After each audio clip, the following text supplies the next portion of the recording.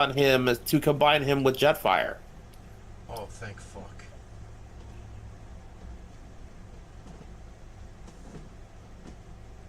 Like, they made that announcement roughly the same time they showed off the combined form in video. I did not know that. Also, we are finally live. Yeah. So, yeah, Armada fans are eating good. Energon fans are still starving. No, you know what it is? It's the meme of the parent at the pool with the two kids.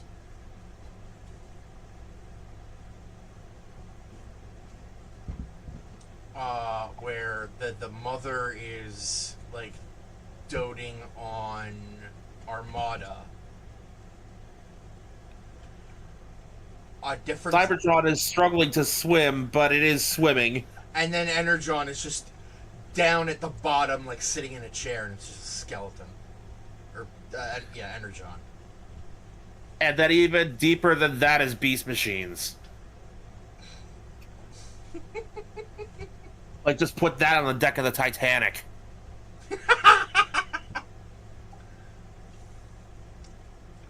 Fuck the Titanic. Throw that shit into the Marianas Trench. I want it to still be recognizable. You know what? You're right. Let's throw Kiss players into the Mariana Trench. There's no Kiss players in Bossing Say. Well, I mean, Hasbro's gonna force us to recognize it whether we want to or not.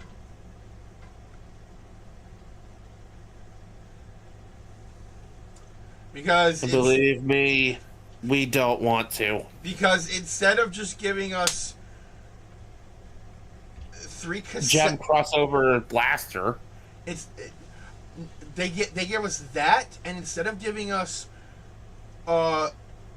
three cassette bots modeled after the holograms, Gem and the holograms, we instead get three of the three cassette bots Kiss Players version.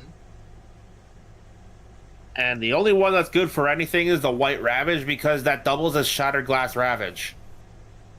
Mm-hmm. I mean, I won't say no to more Cassetticons, but Especially Autobot aligned ones. yeah.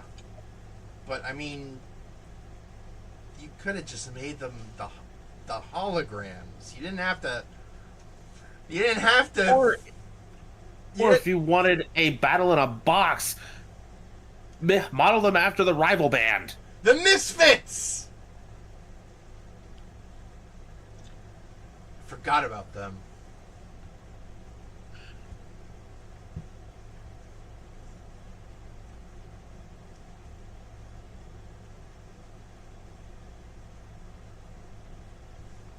All right. Hello, everyone. Welcome back to the cave. Vegas Bear here, as always, with Mikumon and Miss Bella. Yeah, hello. So we had a little trouble getting the stream started, but the trouble is past. We were just talking about recent announcements, such as Transformers. Well, speaking of Armada Optimus, yeah, I hear you. Apparently, we're getting. You may like in the future, we'll be getting more Armada figures. And as you heard, we got a Gem and Holograms Blaster Redeco with three Cassetticons from Kiss Players.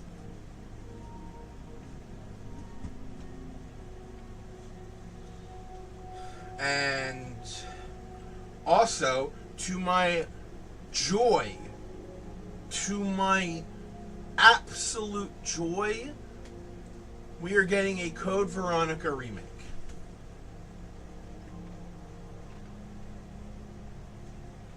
And I'm already more hyped for this than like I'm already liking this more than the original. I didn't even like the original, so I don't even know why I said that. I didn't play the original, Good. And I don't have much connection to Code Veronica's story anyways, but it makes me happy to see another her RE Engine Resident Evil game. Mm-hmm. Plus, they changed the intro of the game, which I am thankful for. Because Code Veronica, like, the original opens with Claire raiding an Umbrella base, being a badass, and then as she reaches the end of the hall, a helicopter shows up with guns and just starts unloading, and she fucking like cartwheels away or some shit. There's also the really dumb part where, like, they think they have her cornered, and like she drops her gun, and then like she, like, as the gun drops, she drops with it, grabs the gun, and then shoots a gas tank behind them. And it's like, none of you could have shot her in the, like, 2 seconds it took her to do that.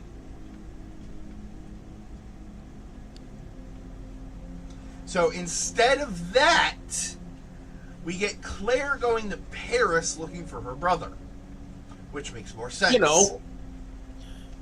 You know, her whole character motivation in RE2 before getting swept up into the Raccoon City incident. Mm-hmm. Also, the reason why she apparently abandoned Leon and Sherry.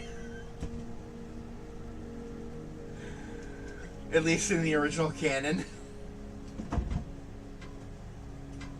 She doesn't even talk I about thought she was the thing. She was given the okay to leave by Leon, and that's why she left. Well, I mean, I think the government was also after them, and they caught Leon and Sherry, and Leon didn't really have much of a choice but to work for them to keep Sherry safe, and Sherry ended up working with the government anyway. Well, to be fair, what he was protecting her from was some of the more heinous experiments that they were planning. He made them promise not to bring harm to her in exchange for his service. If memory serves. Yeah. You know, I'll work with you, just don't hurt her, don't kill her. You do, and there won't be a thing alive that can stop me from taking you down. And making cheesy ass one-liners the entire time. Someone released a video of them cosplaying as Leon at a convention, and then, like, parrying different, like, characters and coming up with the cheesiest one-liners regarding those characters. It's slowly becoming a rule of fictional engagement, just as Columbo solves everything because he's not a whodunit, he's a how catch 'em. Leon solos fiction as long as he can come up with a one-liner. Resident Evil. Oh, the power scalers are gonna be pissed. They're already pissed. Goku exists. Ben Tennyson exists. One Punch Man exists. It's almost like fiction is not meant to be power scaled, but simply enjoyed, and they just don't understand that. Mm-hmm. Alright, so last time on Revelations 2, I don't remember what happened. I remember people dying. Yeah, no, we ran into some survivors. We ran into Neil, we ran into Pedro, I think, and another guy with a helicopter. And, yeah, we found out that the virus, well, we already kind of knew this, but we found out that the virus activates through fear, like intense fear. Pedro got super scared and ended up mutating. And then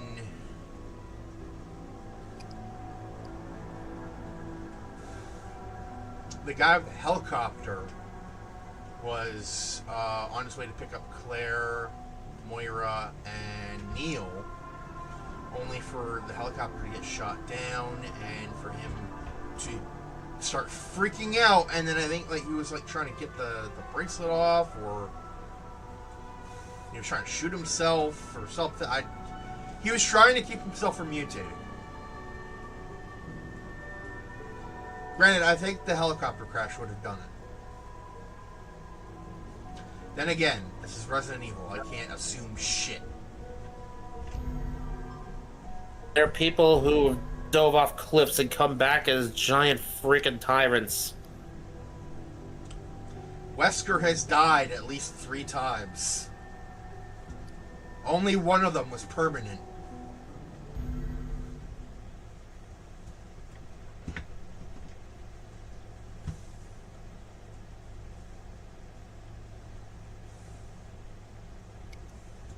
Previously on Revelations 2. And it's only permanent until the canon says otherwise. So much suffering. You don't even know what to be afraid of yet. Who are you? I am the Overseer. Please, send help! I'm here, baby. Please be alive. I love that this game brought Barry back, because the last time we saw Barry, How do you know? That's one thing. like for us, last time we saw Barry was I'm blind. Huh? Your daughter's name is... I can't see. Oh, great, sorry. Last time we saw Barry What? was, for us, was Resident Evil Remake 1.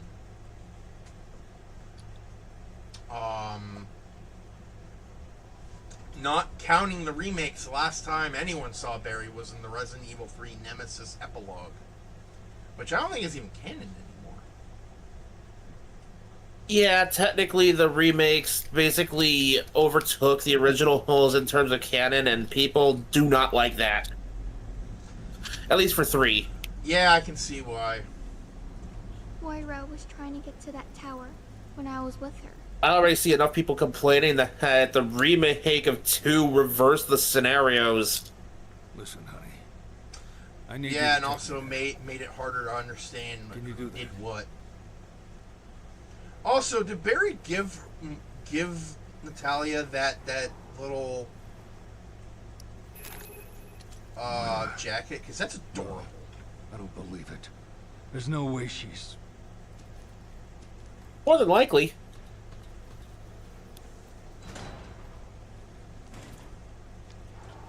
I love Barry. Like, yeah, he was a traitor in the first game, but that's all because Wesker threatened his family. He's a Papa Bear. A Papa Wolf, more accurately, to use the trope's actual name. Look at this man. He ain't no wolf. Because in nature, Papa Bears are basically deadbeats. Papa Wolves are the ones you watch out for. Oh. I just said Papa Bear because, I mean, look at this man. I mean, build-wise, this man is absolutely a grizzly. Yes. And now I'm slightly disappointed he does not have a gun called the Grizzly.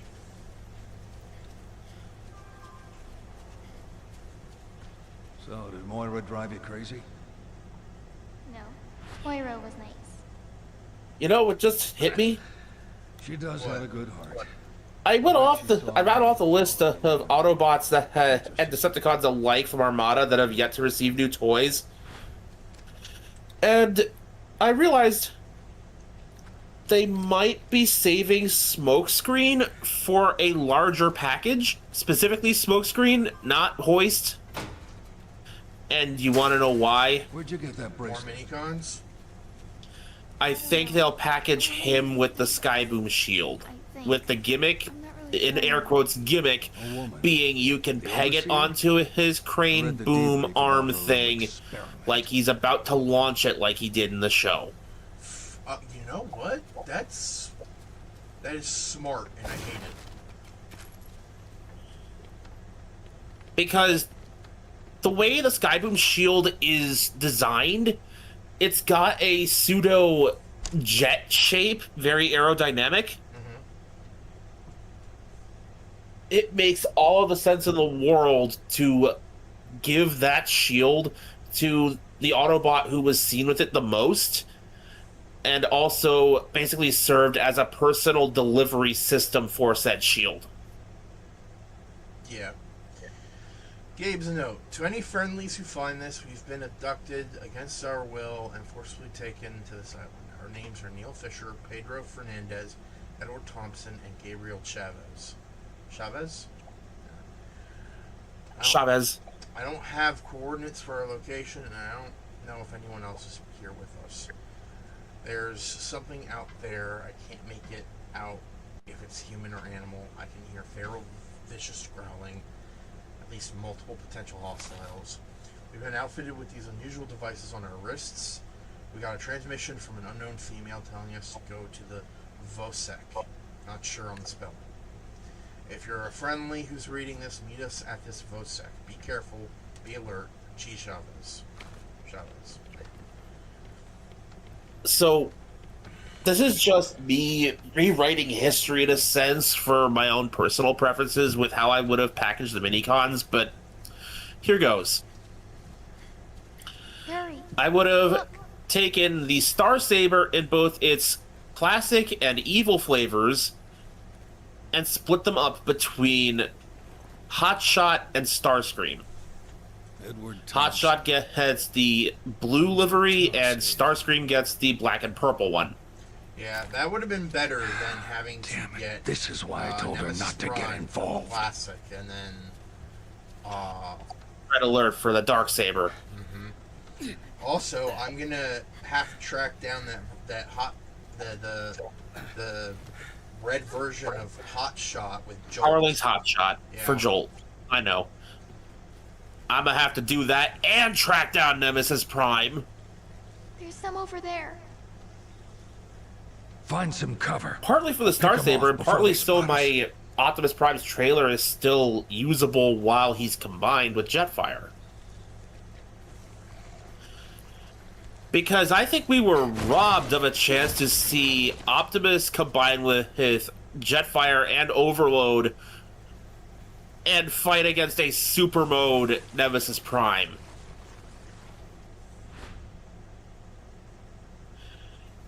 In the show, he just got huge, but we saw him transform to vehicle mode to chase down the Autobots. He has the trailer.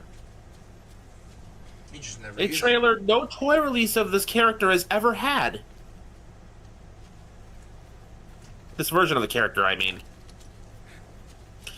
I'm sure there's been at least one Nemesis Prime that's had a trailer. Probably. And I'm not counting R.I.D. Scourge. He technically predates the name. I thought you were gonna say, Last Night Optimus. He didn't have the trailer in the movie. Fair enough.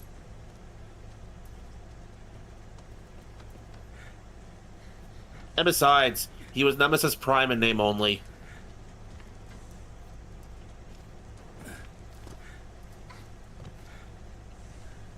So I do find that whole trope hilarious. Of like the reason Optimus became a quote unquote nemesis is because More over there. there we go. The reason he became Nemesis, if I'm remembering correctly, is because at the end of the last movie, he said, "I'm gonna go fight the assholes that did this to us," and then next movie he comes back, brainwashed. I love that trope because of how dumb it is. When the hero, like at the end of the film or story, or Nice whatever, job breaking it, hero. yeah, the hero goes off to try and like end the threat once and for all, and then comes back brainwashed. That happened in Gokaiger.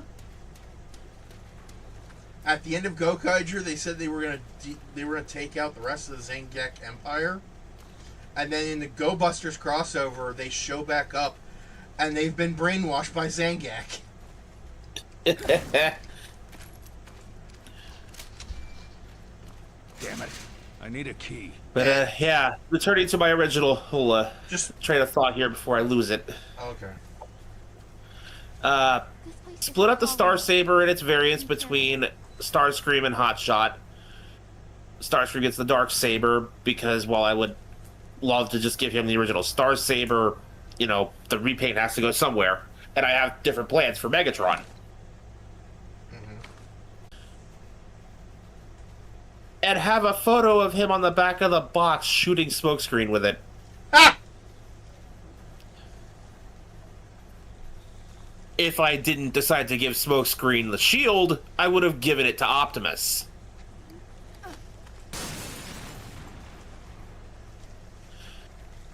Not for her any he used it in the show reason, but instead matching it with personality. Optimus would much sooner use a shield than a gun.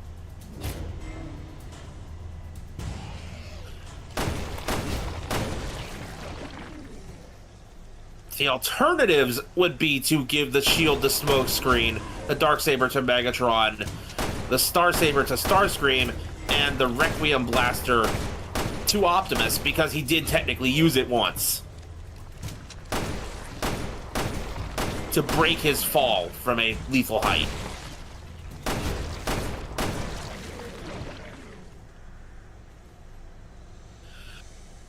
Alright, that's the end of that train of thought.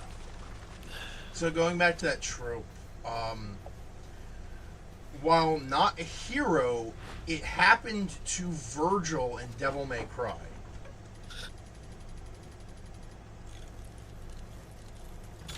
He, at the end of Devil May Cry 3, he locked himself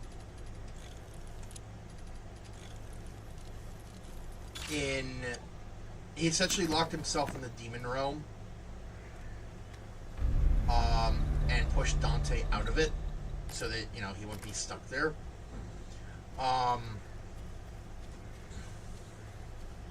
And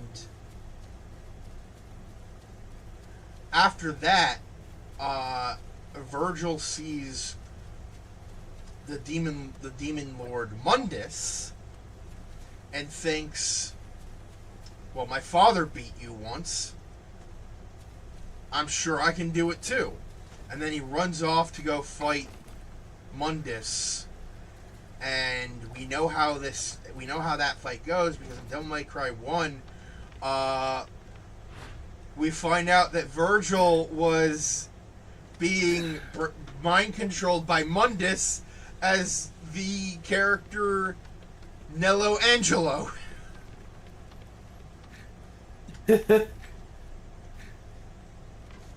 I got an example of this trope, though whether or not it qualifies, I suppose, is debatable. Joey Wheeler decides to track down and take out Merrick to help his buddy Yugi. Gets brainwashed. I think that counts.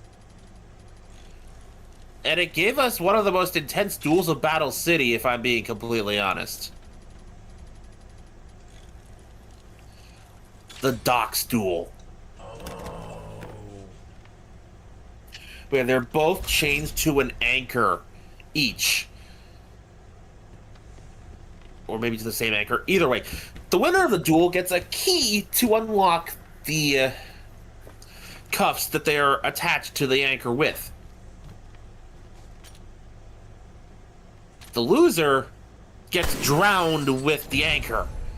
Fuck. Merrick was... I don't want to say he wasn't playing around, because that's all he ever does. He toys with every puppet he gets his hands on. His whole deck was themed less around actually winning and more around torturing the opponent. You know what, that tracks for Merrick. So basically, modern day Master Duel. Ha-cha-cha.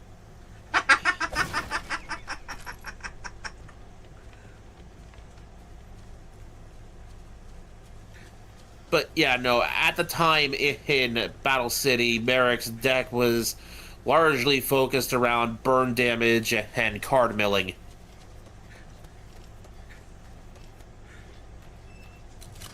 Good to know that Merrick was good to know that Merrick was an asshole both in and out of dueling. Oh, yeah, Is definitely. that where you met Moira? Over there? Yeah, near the big tower.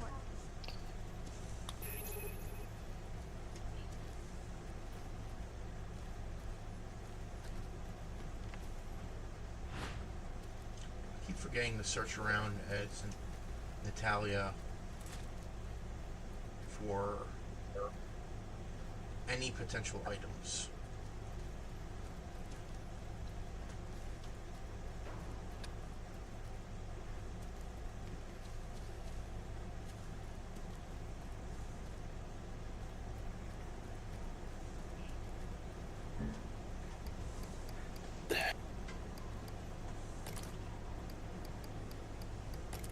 And fun fact, the duel has different endings in the anime versus the manga.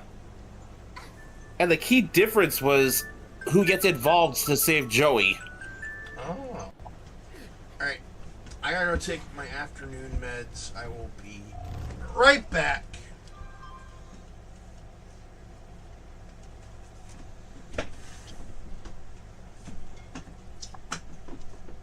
Hi, Bell Bell.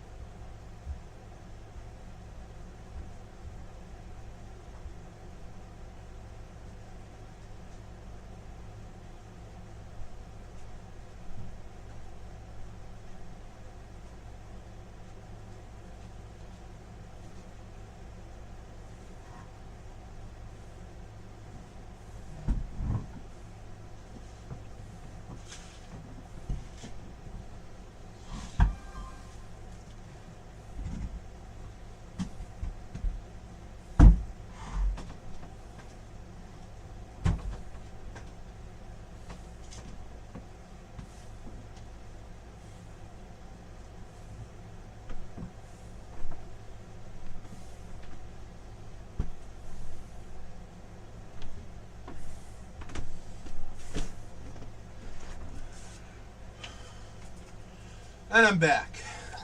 Welcome back. I also have a new shelf. Hee hee.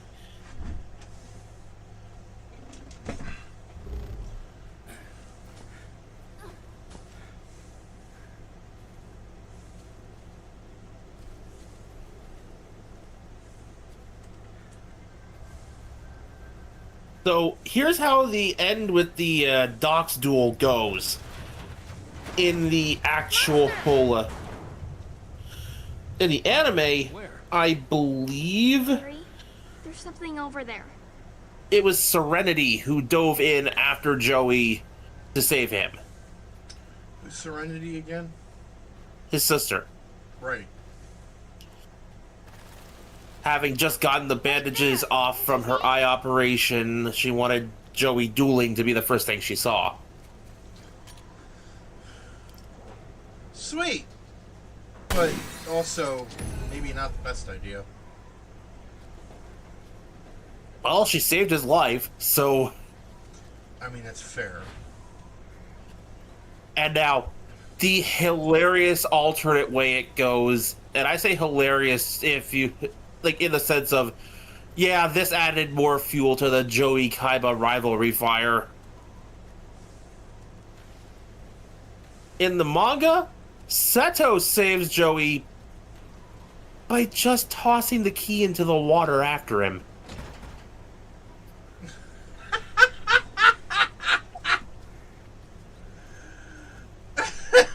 Acknowledging that he respects the fact that he dueled the way he did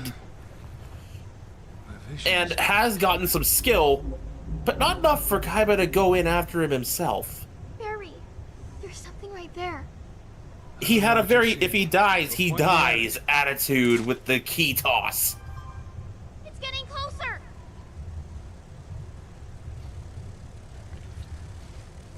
It's getting closer. The monster's coming. All right, it's getting closer. Oh, Jesus! Invisible monsters. Oh, that's gonna be fun.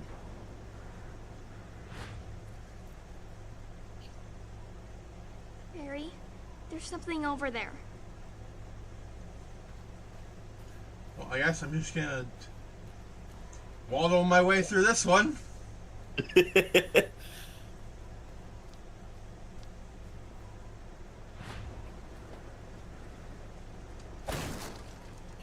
Like, I just gotta say, if there was ever a character to be described as petty to a hilarious degree in any form of anime or manga, Seto Kaiba is up there reaching for that crown. The king of hilarious pettiness. Since he can't be king of games, it's his only alternative. There, shoot! Reminds me of this one fan fiction I read, where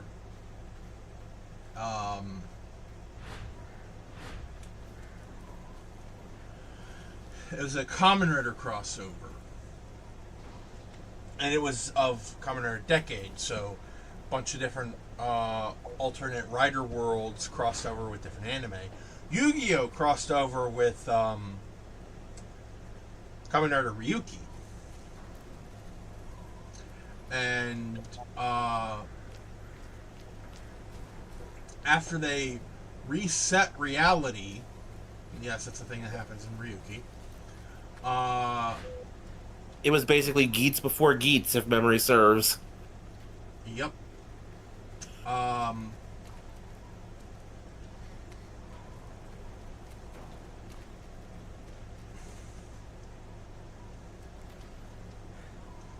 Basically, so Kaiba was like a big deal in the Ryuki writer world. I don't know if he was Somebody really trashed this the one place. responsible, What the hell happened? or if he was just Bless you. like a big sponsor of it or something. I don't know.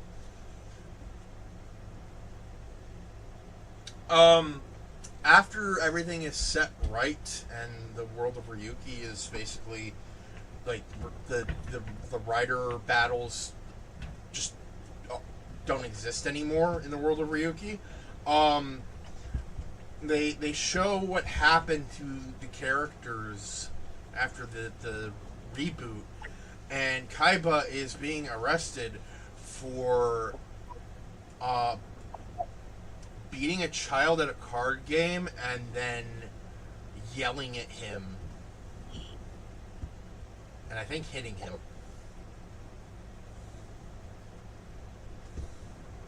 Okay, if this is season 0 Kaiba, I can absolutely see that. It was played for laughs, so I mean, obviously. What I'm saying is, like, that behavior, I can see that coming out of season 0, maybe early Duelist Kingdom Kaiba. But eventually he grows out of that shit. yeah. Pedro's notes on the bracelet. What I have learned so far: there's a GPS tracker inside, probably for keeping tabs on where we are. It's a two-way transmitter. We can hear her, she can hear us. Source of transmission is coming from the center of the island, someplace high up. It's got to be that funky-looking tower. I have no doubt she's there too. It also seems to be keeping track of her vital signs. For what purpose? She wasn't kidding when she said she infected us with a virus. Holy balls! What are we supposed to do? Holy balls! Holy balls, Batman! Holy shnikes, Robin, I hate this thing.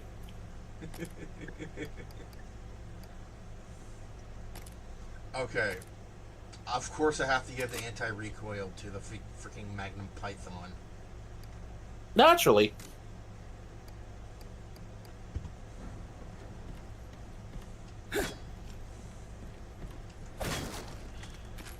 Giving it to any other weapon is... While it would make sense, it makes more sense for the fucking Magnum.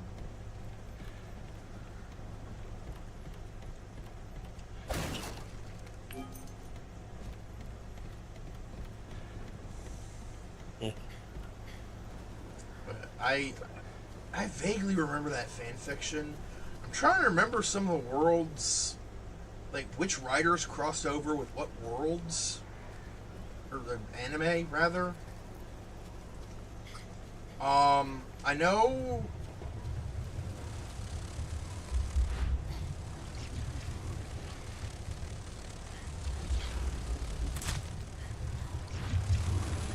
Shoot quickly! Shoot quickly! Seriously.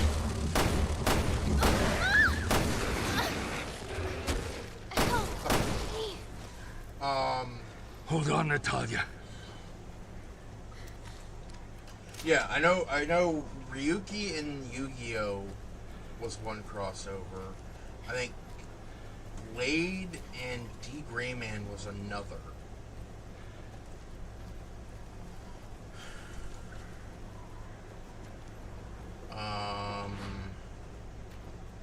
Oh, yeah. Kuga and Evangelion.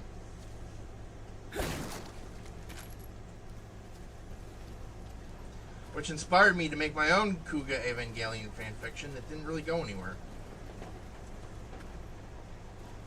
But I still have the notes. Mostly.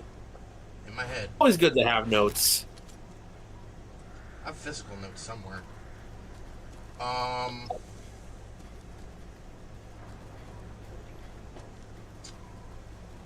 Also, I had made a spin-off based off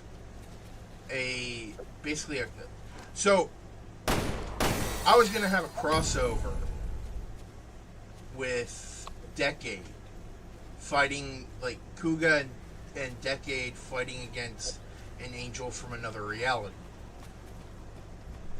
and Decade would use a special card to summon all the writers at that point, and I was like coming up with ideas of like, okay,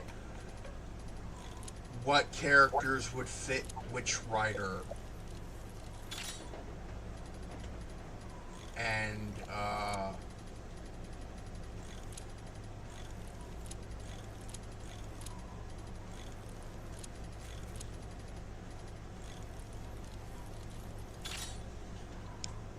I don't remember most of them, unfortunately. I think I had Future Diary as Ryuki, considering the fact that they are oddly similar.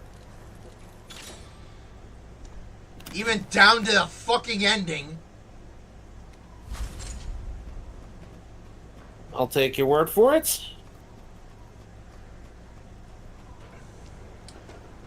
I think I had Double as Detective Conan. Hilarious, but that tracks. I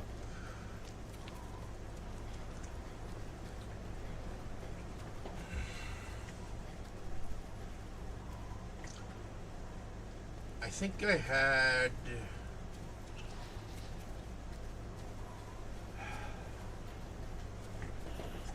Yu Yu Hakusho or Bleach as Fives, because the main characters of both shows are very much like the main character of Fives.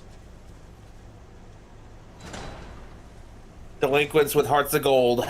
Yep.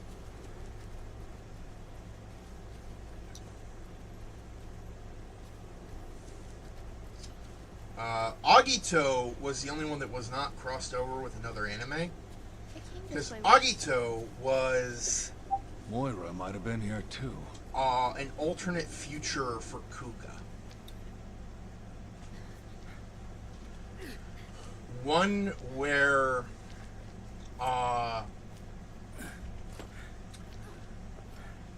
Asuka Langley Soryu, the fiery red-headed gerbil, I mean German,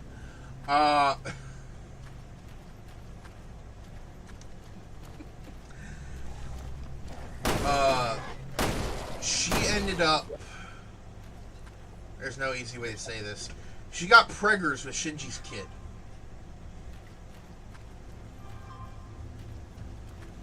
And because of that, Shinji and Masato both forced her to basically, like, not enter combat. Because she had, she was the user of the G1, the G1 system, which is basically I'll be alright. a So where are robot your mom version, and Dad? well, a mechanical version of Kuga. They died. In Terra Grigia. You were there when the city went down? I'm sorry. Also, None of this could have been easy. You're a tough girl. Thanks.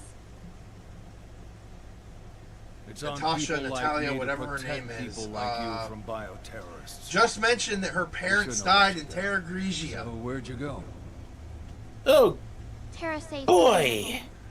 a facility. So to connect this to sorry, Revelations Tom. 1, she's I a won't Terra ask any Grigia more survivor. questions. And then she ended up on this island. I feel bad for this girl.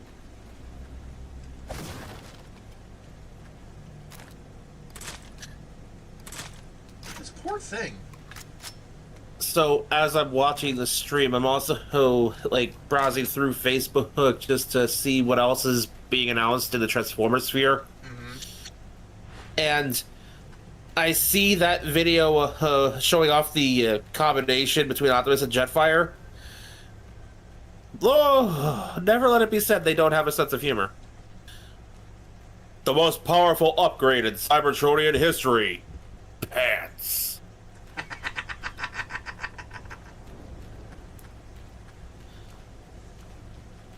So, in this alternate future, like I said, Shinji forced Asuka into kind of sort of empty early retirement to keep her and the baby safe. As a result, Shinji ended up dying in a suicide bid to stop the main villain of the Kuga story. What's wrong? I've been waiting for you.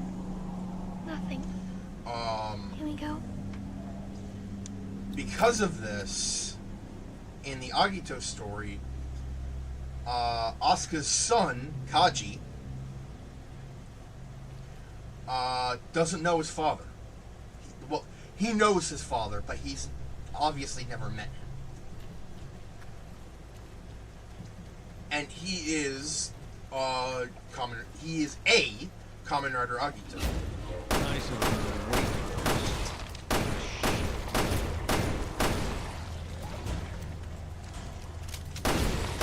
Because there are multiple Agitos.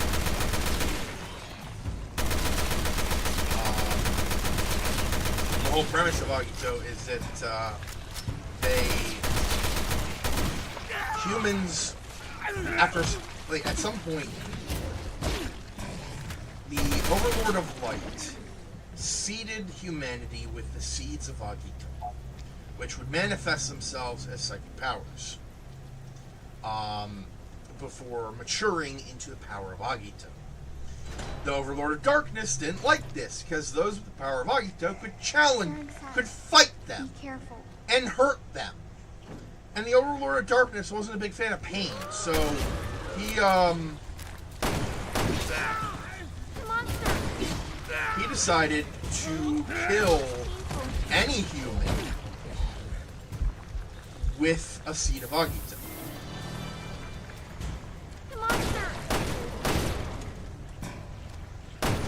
Which led to, other people fighting back, and at least one Agito to surface, who then beat the shit out of the Overlord of Darkness, fulfilling his fear.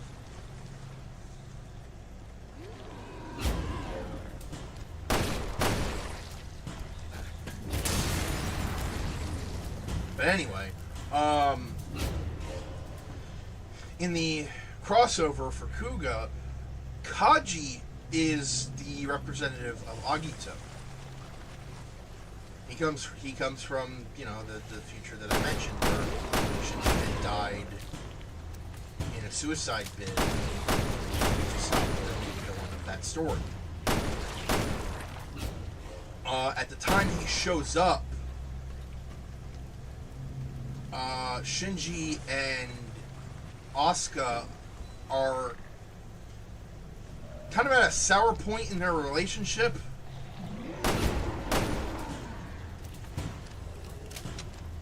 Because she only just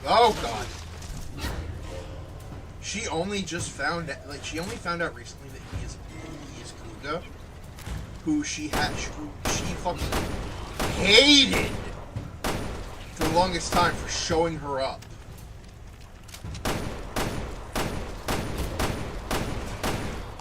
Yeah, sounds about right.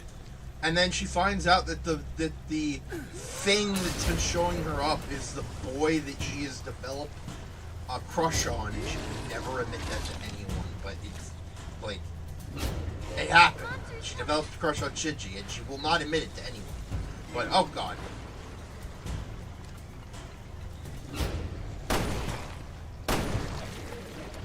So her feelings are a little mixed at the moment. In comes Agito, who is being very awkward around her, and ends up unhensioning at one point, and all she sees is Shinji with red hair, and of course her response is, "What the fuck?"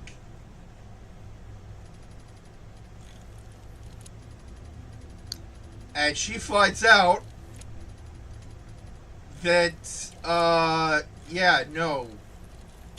this kid's name is Kaji Ikari. He is, in fact, the son of Asuka and Shinji in a universe where Shinji died. And she is both intrigued and disgusted. Naturally.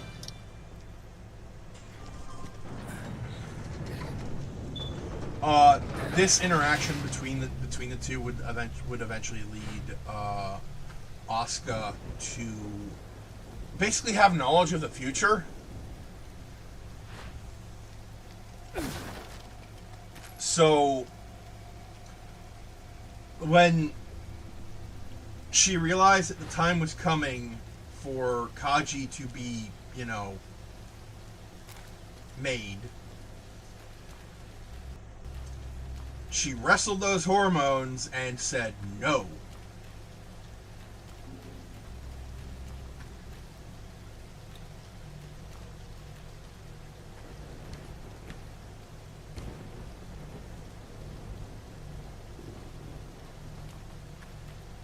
What the hell's... There's something here?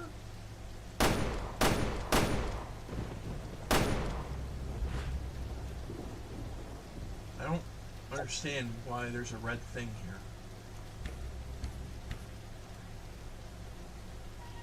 here. No idea. Whatever.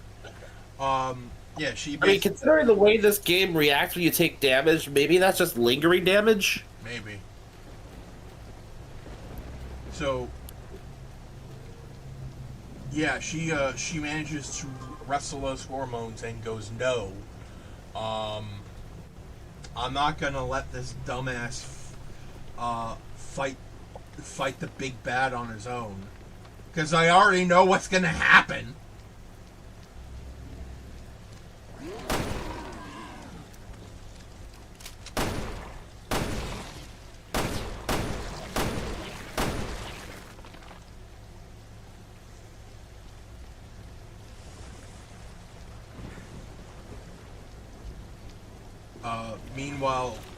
Meanwhile, in Kaji's world,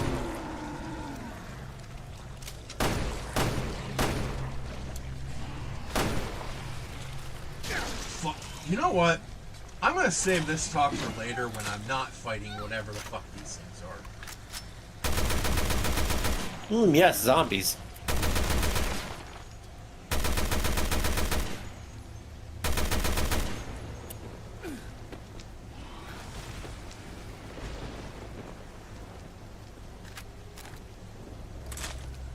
Well, time for Python.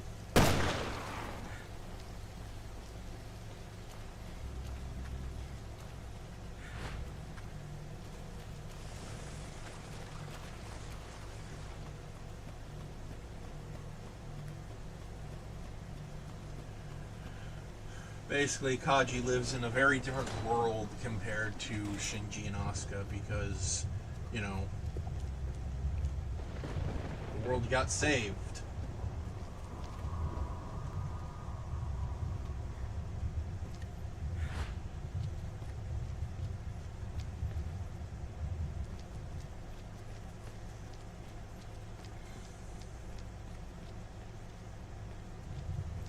It's getting closer.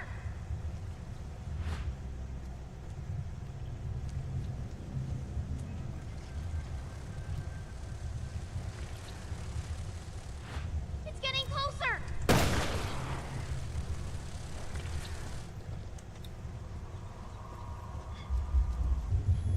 It's getting closer.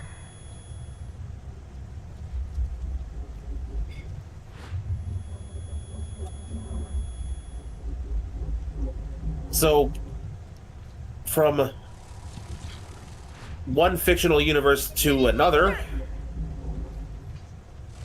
More left. There, help! we have another instance of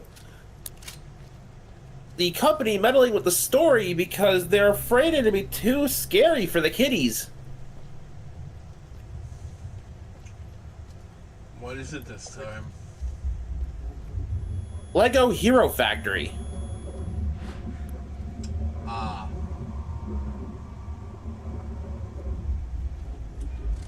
This was the toy line they put out there after the first cancellation of Bionicle.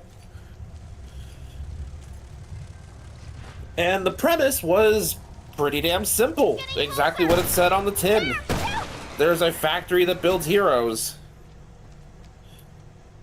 And they go around the galaxy saving planets from all sorts of threats, from natural disasters to monsters and supervillains.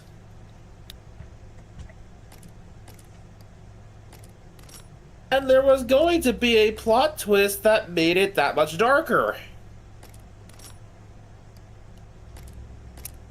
As one should expect when you had Greg Farshty helping with the writing.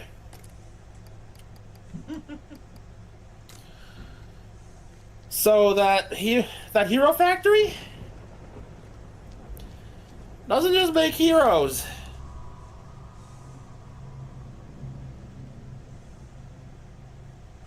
The original version of this plot twist had a second subterranean factory underneath the Hero Factory, using the leftover materials from the hero creation process to build villains tailor-made to counter each hero.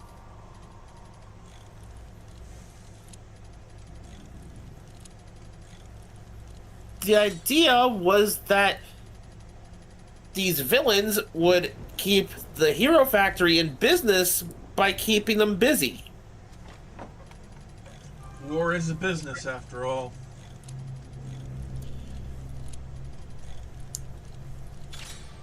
And that some heroes eventually went villain when they realized what was going on and are now trying to shut the factory down because the factory itself is the ultimate danger.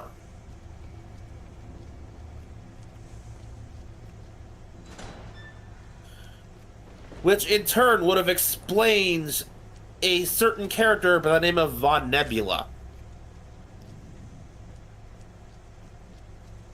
Arguably the first big villain of the franchise. He was known to be a former hero who worked alongside veteran hero Preston Stormer, and now has a deep-seated grudge against Stormer for something that happened to their previous team.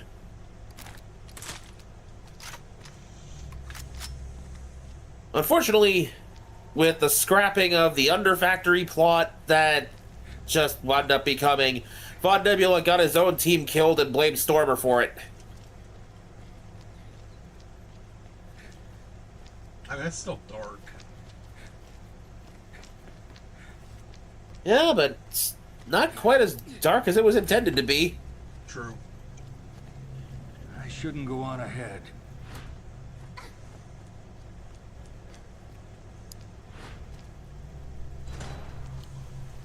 The overarching story would have gradually been the new heroes learning about the sins of their creators and actively choosing to be better. Becoming genuine heroes.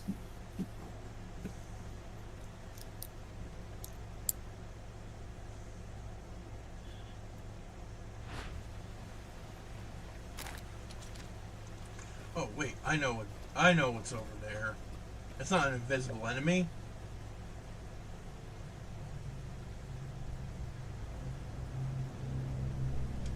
Is it just rainwater on the camera? Or maybe it was something else entirely. It was a bomb. Do not fear, bomb!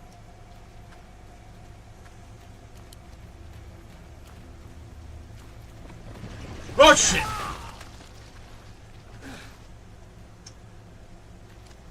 Should have seen that coming.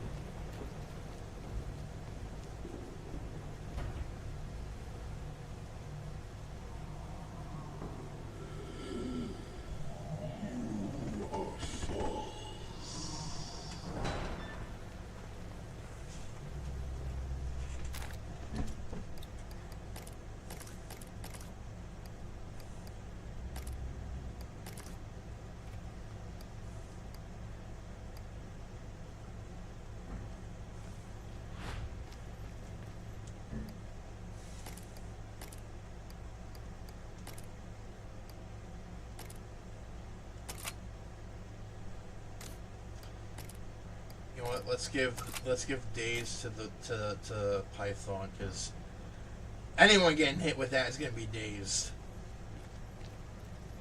This is where I met Moira. Good. Yeah, Let's fair pick enough. up the pace.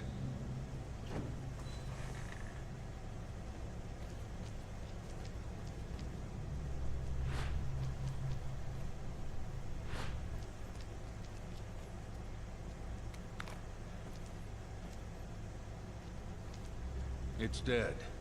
I'll have to find another way.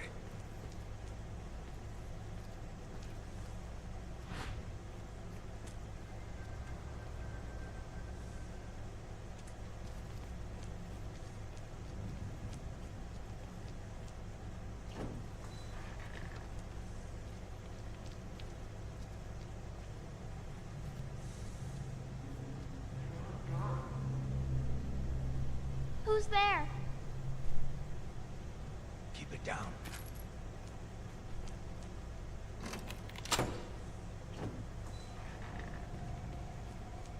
And if we're going into the realm of fanfic involving Hero Factory, there was at the time a group of people who were so unwilling to let Bionicle go that they insisted that because the team that worked on Hero Factory, it had to be some kind of sequel. Denial.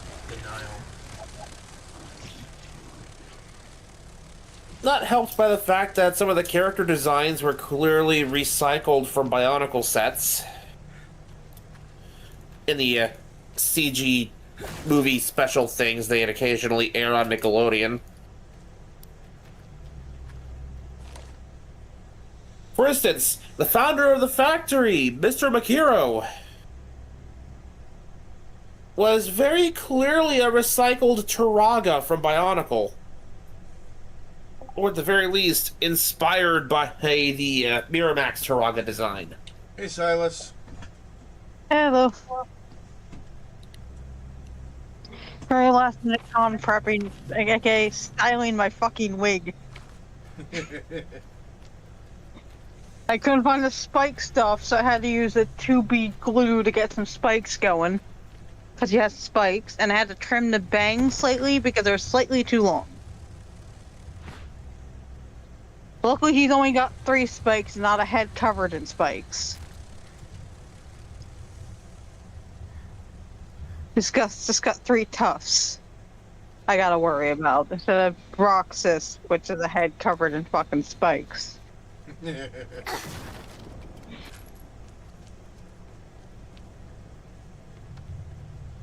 Who are you doing this year? I'm going with Commoner Gotchard again. Okay. I will be there as a ghost. You will not see me. Wish you were there. Yeah, when I keep making financially irresponsible decisions, it makes it difficult to go anywhere. Yeah. I mean, I just barely managed to save 100 for this thing. Normally I have 200. But things kept popping up, aka we need food, we need this, we need that, we need this, and I'm like, Stella needs 85 a week. Mom needs at least 20. On top of that, I gotta pay my own streaming services and everything fucking else. And finally managed to get 100 and I think like 4 put away for this thing.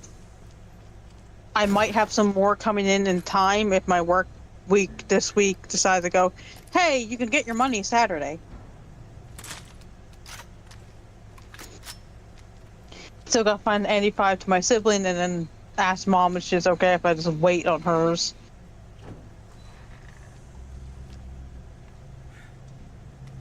Then I got eyeglass appointment the 17th. I need new glasses. I should schedule an eye appointment myself. I already then- I already had an appointment because I got new glasses. Yeah, we've been holding it off because we didn't know if we were using VSP or Medicaid or what we were doing because of mom leaving and normally she pays for our glasses VSP. So we didn't know if we could afford glasses. And it's like, Medicaid, you get the glasses for free and everything. And I'm like, we're just doing Medicaid. I think the last time I got new glasses was 2-3 years ago. Yeah, Stella's been doing over-the-counter glasses, so they constantly have a headache. I didn't even know they did over-the-counter glasses. Like reading glasses. You just buy at a store. Yeah. Meiku mom over here uses over-the-counter readers. Yeah, they're not exact as prescription, but Wait. they do for the time being. Well, that's one hell of a parking job. I think we found where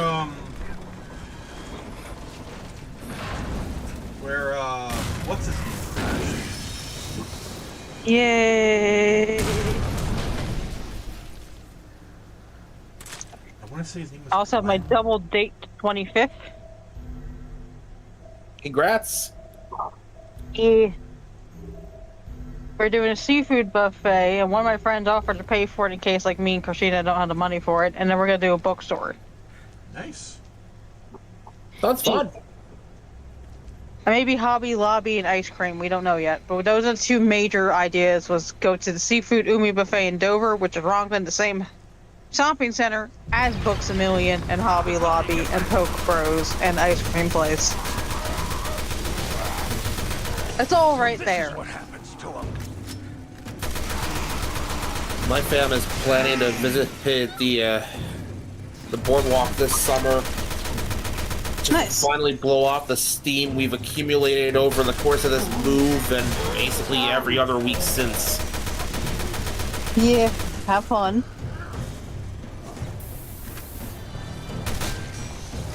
We're trying.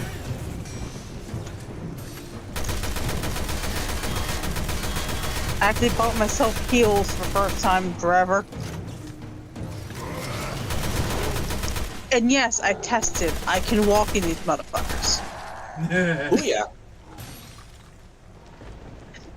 It's like, okay, stiletto heels, no good. Chunky heels, I can walk in Well, those. this should give us a whole lot. The thin more pinpoint, needlepoint, the ones, I'm gonna be wobbly. If they're chunky enough that I can get some balance on my back of my foot, I'm like, we're good. Well, apparently Pedro didn't die when we fought him last time, so Oh Oh no. goody! Holographic meatloaf again! What? That's basically what he's gonna be when we're done with him. oh, hologram. Yeah. Okay. My girlfriend's niece is coming with us to the con. She's doing Ozawa. I lent her one of my wigs. She can keep it. I'm gonna lend her a belt because I have two belts that I don't use. Okay, this may sound like a huge this may make me sound like a boomer, but who is she going as? Ozawa, My Hero Academia, the teacher. Oh, I heard an L in there. My bad. Yeah, no, she's doing the teacher, Eraserhead. Otherwise. Yeah. Okay. Thankfully, I know who that is. Yeah. See, I gave her my Mick plush so she can carry that. I might lend her my Sinzo for like borrowing. I got a Raven plus on my shoulder where I painted his eyes bright red because every artwork of Moe's featured a Raven with bright red eyes, and I'm like, I'm doing that. Oh shit! I think we found Gabe. Oh god. Yeah, he was really trying to not mutate. Oof. I had to order a spare dagger because it did not come with his mini dagger, so I ordered something called a Reaper dagger, which this is a Grim Reaper with a dagger on its head. On its Yeah, head. Moira. That fits Moe's, right? The nice guy came and got me. Nice guy. I mean, he is an assassin. That kind of The one from fits. Terra Save who On rescued his me. head? I wonder if Moira made it to the tower. What? She made it. You said that the dagger was on his head? Let's see what we can find. Yeah, like the Reaper is the handle, and then the dagger is like above its head. Oh! I was just thinking like a Grim Reaper with a dagger stuck to its forehead. No, it's the Metal as Reaper fuck. is trying to look like the handle, and then like there's the actual dagger, like its arms just doing the T pose kind of, and the dagger's in the middle. Okay. I was just imagining like a Grim Reaper just glued a dagger to his forehead. No, it's an Hilarious. actual. It's a replica dagger for cosplay, and I just bought it because my little dagger did not show up with his cosplay. I'm about to try to take a picture of it and send it to chat. I forgot to switch to multi-stream. My apologies to any YouTuber, anyone on YouTube who was watching and commented. I did not see your comments. Yeah. Pretty creepy, Oh, no. huh?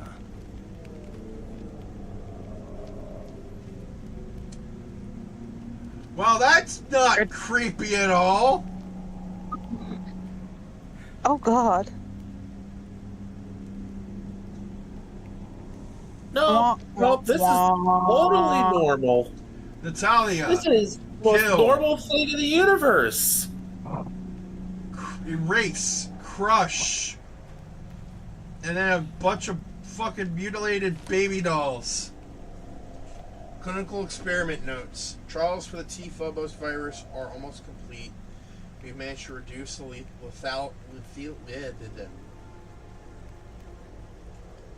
lethality of the T virus while creating the conditions that it triggers upon the target being subjected to strong emotional trauma. We have also lowered the rate of viral resistance to below 2%. All this proceeding is planned. However, the time draws near, we are close to perfection, but there is zero margin for error. Cool! Yay! So now we know what this virus is called. Yeah. T. Phobos.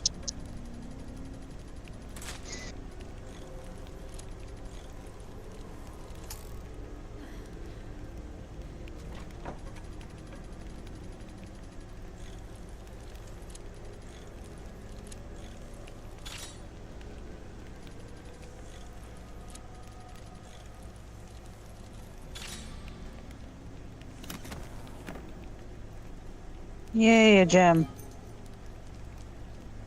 That is actually a good thing because it gives us points that we can spend in the shop between levels. Yep. Not a mutilated baby. Parting words to my dear father. You poor, decrepit old man. You wanted to create a new world and rule over that world as a god. But for all your ambitions, you couldn't overcome man's most formidable enemies, age and disease. You had everything, but your crumbling body betrayed you. Then your own son snuffed out whatever pitiful entrails of life you had left, leaving you to become nothing more than a footnote in the annals of history. You failed, old man. But fear not, your dream will live on. I will take the wealth of knowledge, power, and test subjects you have given me, and succeed where you failed. I will create the new world, and I will rule over it as a god. Your legacy will have been long forgotten, but mine has only just begun. May your soul, if you ever had one, rot in torment for all eternity, and let hell be filled with the sound of your teeth gnashing incessantly. Tell us how you really feel about Spencer.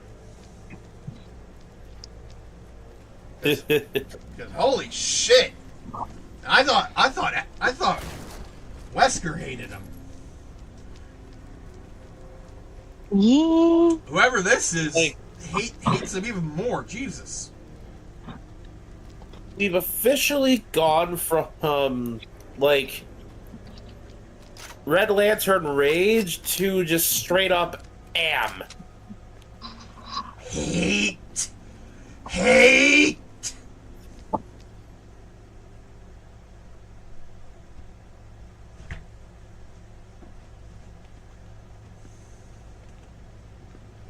I have no body yet, I must hate.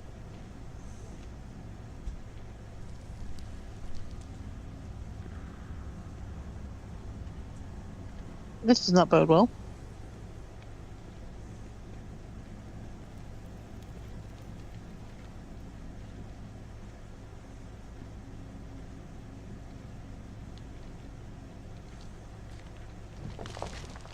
Wesker. Wait a minute.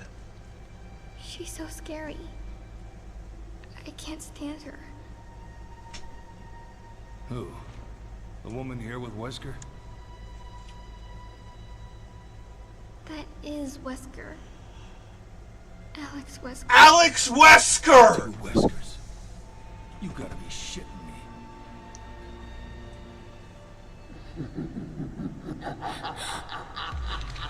So remember in 5 when when we did the flashback scenario with Chris and Jill? Make them on. Sorry, I got distracted by stuff in my corner of the dimension here. What happened? So, you remember when we were doing the Lost in Nightmares DLC for 5, the one where we played as Chris and Jill? Yeah? You remember all the talks about the Wesker program and how only 2 kids survived? Next time on Revelations 2. Did we just meet the other one? Ladies and gentlemen, may I present to you Albert Wesker's one and only sister, Alex Wesker. This factory had to be a fucked up factory. She's responsible for the experiment 6 months ago. The one who was in charge of the Kudoku project. Where did we go wrong? And is in charge of the T-Phobos project. Fun. Ironically, they are both blondes.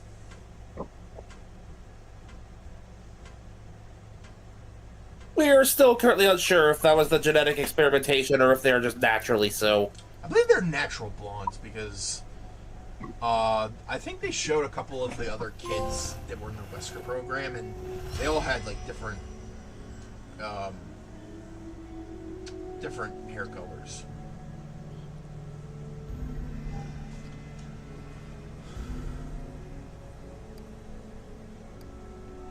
Resident Evil's convoluted, man. Oh, you don't even know the half of it. Cause I'm never here. This shit cray, man. And when the next game rolls around, I'll be dragging myself back into the thick of the co-op. Not because I have to, but because I want to. Simply because I cannot stand by and let my friends suffer alone. And I thank you for that.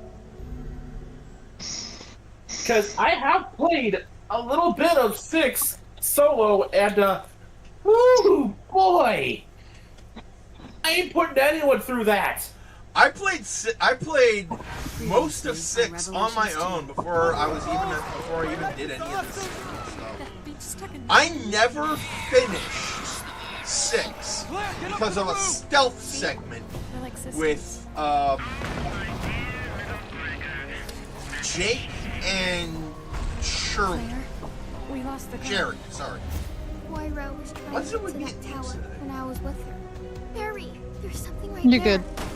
I've been waiting for you. It's why when we first discussed jumping into Resi 6, we decided, you know, for all of those campaigns and all the time it would take, it would, like, at one Resident Evil episode a week, it would take us over a year to finally finish that game. Yeah. So we decided to only do, for the most part, just the Leon campaign. Oh. Anyone play Cozy Grove? I did once. They're releasing a new one for Switch and Nintendo Switch 2. Nice. If you have the previous one still on your data, you get 10% off. Awesome. So I pre-ordered it. It comes out June 15th. So next month on the 15th. July 15th, my bad. So I'd say we're already in June. Yeah. Yeah, no, next month on the 15th. Claire, any luck? I already pre-ordered No. because I get a bunch of bonus Stay customs. What could have happened?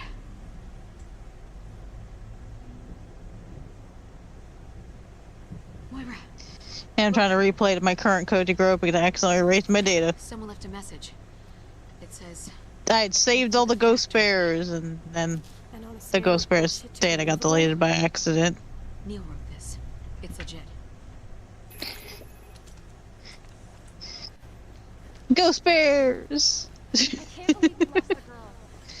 I didn't even ask her name. She might have just taken cover. We can look for her as we go. You wouldn't believe how many of them haunt me because I may or may not have killed them in video games. Oh my god. Listen, they attacked me. It was self-defense. I don't mean those ghost bears. I mean the ones that are just people just trying to figure out what they did wrong in life. Oh.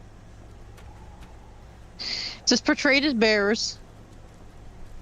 AK Cozy So, Grove. Claire, why would the boss come here? I don't know. Except the one that doesn't want to, like, ascend. He just likes rocks. That's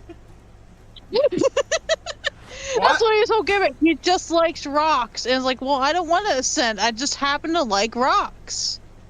Why does that give me the same energy as, was it, that Ryan, whatever his name is, hey General Electric, what do you make, buddy? I like things that spin. He literally just is a geologist that collects rocks. What do you make that spins? Oh, washing machines, jet engines, the Gatling guns that go on the jet engines. Jesus Christ. I'm not kidding. General Electric makes the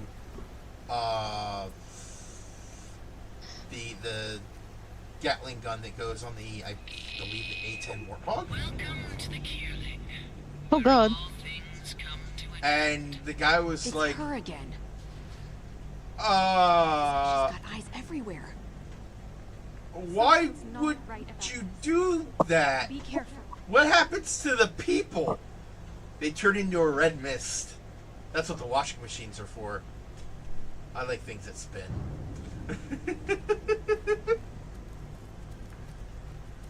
Yeah, Damn, okay. I recently found out that there have been a lot of companies that have like a lot of ties to military and just like war in general. You would not believe how many well-known companies were involved in World War II. Yeah. Like, it never even occurred to me that fucking Mitsubishi and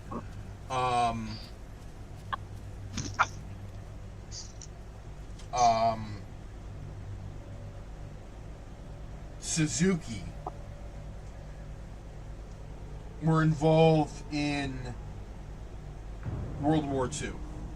This is Neil's. Wow. Okay. Behold Prometheus, who was bound to a rock for stealing divine power. That's nice. Where's Neil?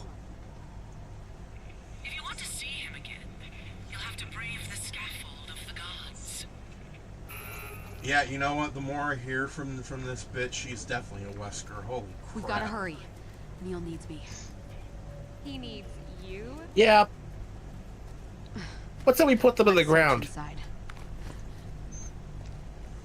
A retinal scanner in a factory? Wait, that needs a retina scan? How the Damn. fuck am I gonna... It's not gonna let us through. Which means We're it's probably not going to have to get a severed eye or something. Knowing the way Resi games work, it's either going to be a severed eye or a severed head. Or maybe like a glass eye.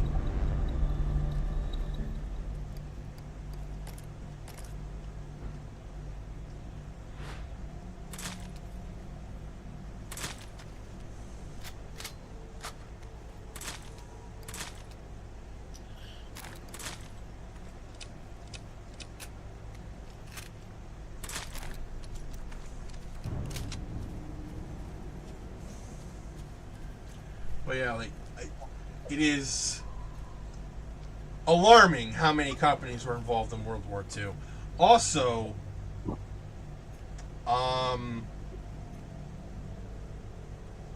Hasbro Hasbro, what the fuck, man? So, you know the board game Monopoly? Yeah. Yeah, evidently they stole it. They what? They stole the idea for Monopoly from a woman who... the original version of the game was to teach kids about the dangers of Monopoly. And, you know, how it's not a good idea and it's bad. And then Hasbro was just like, I'm gonna take that and make it about the wonders of Monopoly. I would take this. Yoink. Come to think of it, I don't think Yeah. outside of like maybe G.I. Joe, I don't think they've ever had an original idea in their body.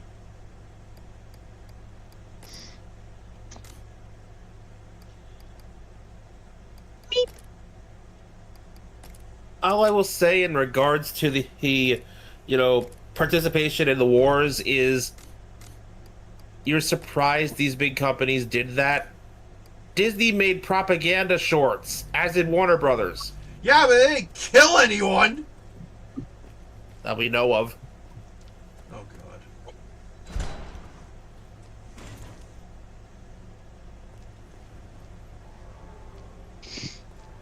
It's like Bear's reactions. Oh god. Like, as far as we know, all they did was the propaganda shorts. No one died. Mitsubishi and whatever the other one was.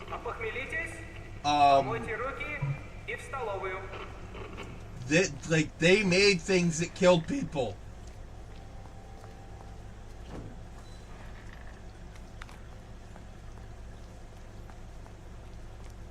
Also, apparently, the Glock company breeds horses.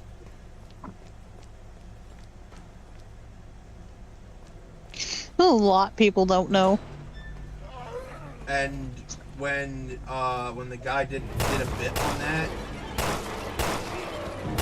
he said, "Why?" Well, think of it this way: have you ever met a horse you didn't like? No. Have you ever met a person you didn't like? Yes.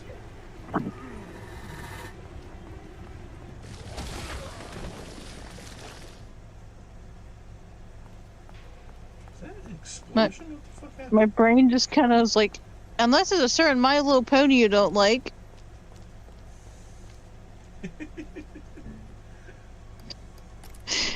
Then you like all horses.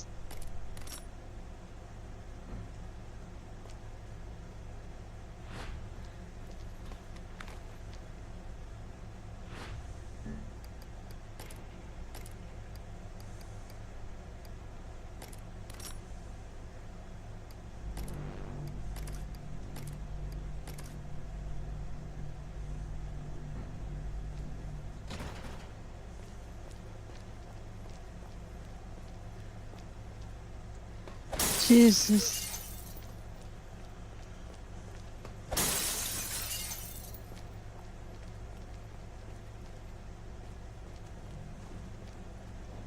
I'm trying to remember like what company it was, but one of them made the Zero fighter, the airplane fighter for Japan. And I quote, tell people to share the glory of the Empire of Japan. And then they said, and then after that they said, we also made satellites. Why'd you make satellites? To broadcast anime. Why? So that people would forget about the glory of the Empire of Japan.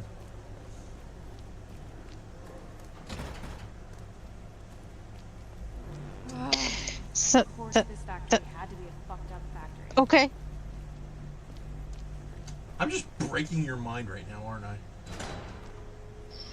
Mine just goes, leave it to autistic people to find a bunch of information about shit that no one else cares about.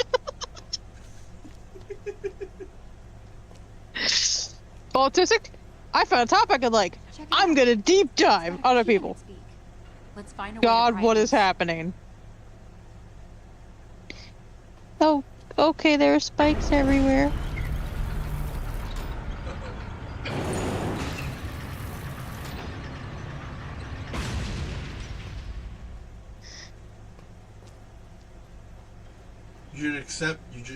You should just accept your death quietly like a grown up. What the fuck? That's quitter talk. Fuck you.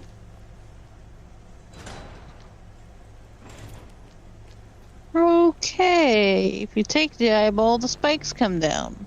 So I need to find something to replace it with. Oh god. Yep.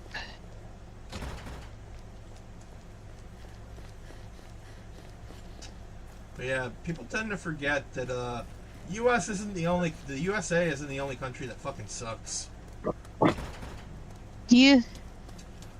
Everyone's always talking shit about the USA, but hey, you guys remember what was it? British expansionism?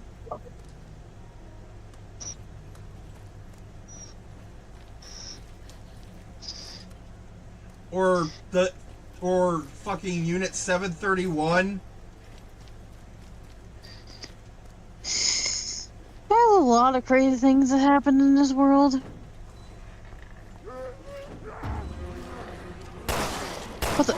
I almost didn't see that guy. So don't talk shit about my country, because I will definitely talk shit about yours. I hate it here. I want to move to Pluto. Why Pluto? Because it's as far away as I can feasibly get. It's not even a planet anymore. Don't matter to me. Dwarf planet is still good. Oh shit, oh shit, oh shit. Oh, okay.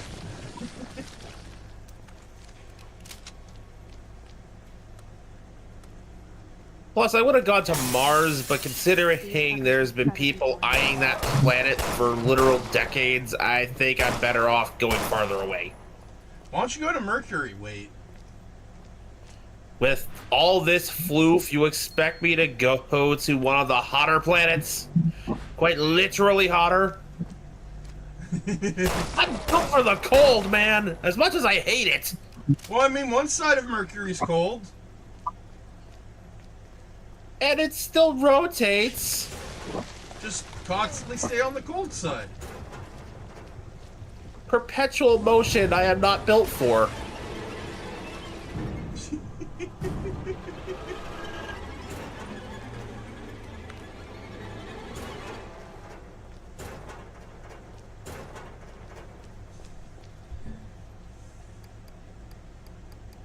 Besides, Cybertron is too busy this time of year anyway.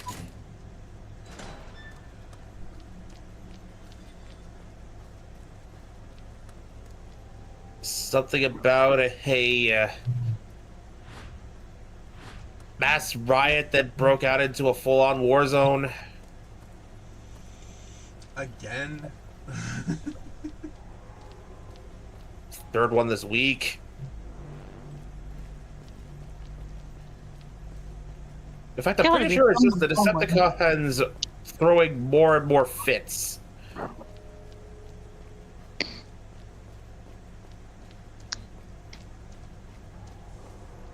Wait, how do I get up here anyway? Think happy thoughts, get a little pixie dust and fly. Oh, there's the stairs. Yay. Alright.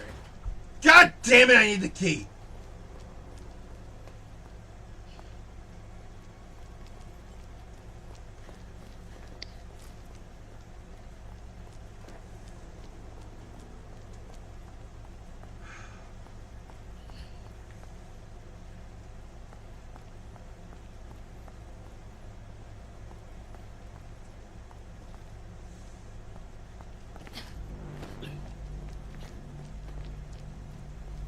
Where are we supposed to go?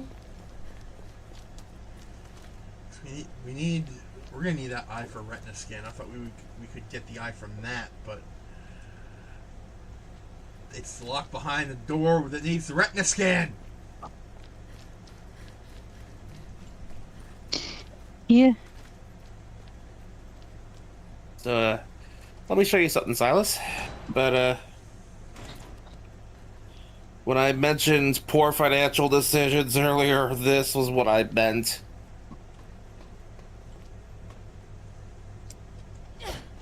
I pre-ordered this when I really shouldn't have. I'm too lazy to cancel. Yeah.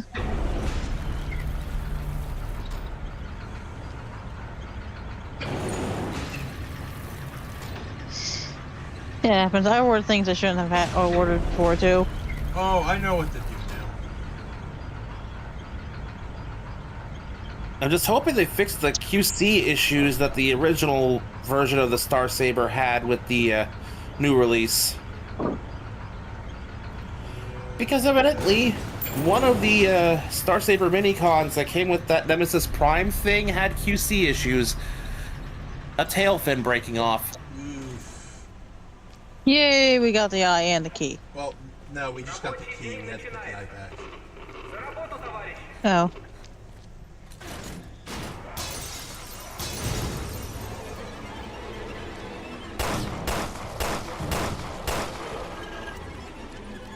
Run, he's got a bat with nails in it.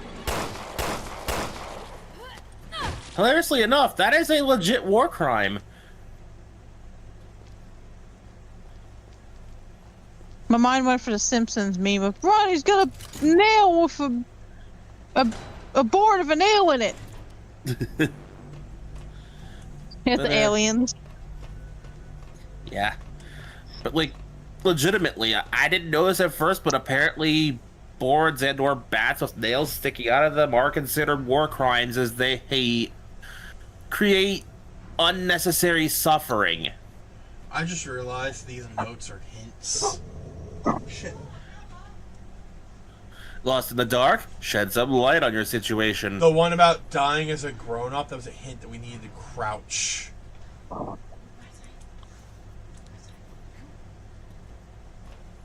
Okay.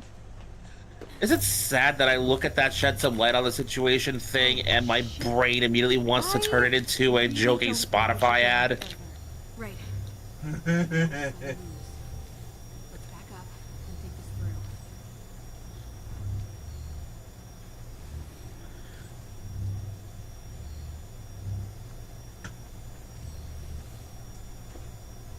So, why don't you go outside? Every subscription service ever.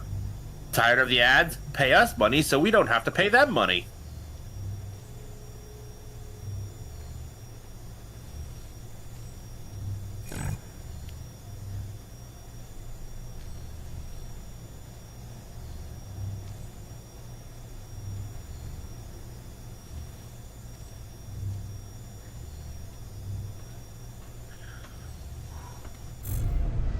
Glass eyeball. Could be useful. Thank God. Oh, Bella's off the bed. Hello, Bella. The pupper's moving. Hello, Belle. Let's see if I can get her to go outside. Go, Belle. I'm gonna take a break too. Go, Belle. BRB. Oh. Come here. Come on.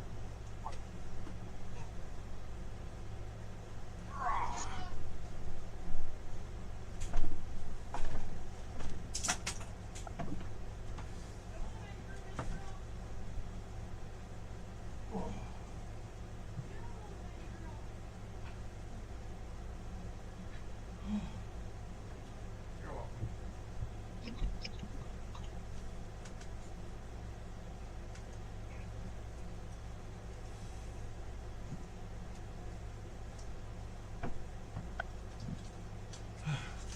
I'll be right back.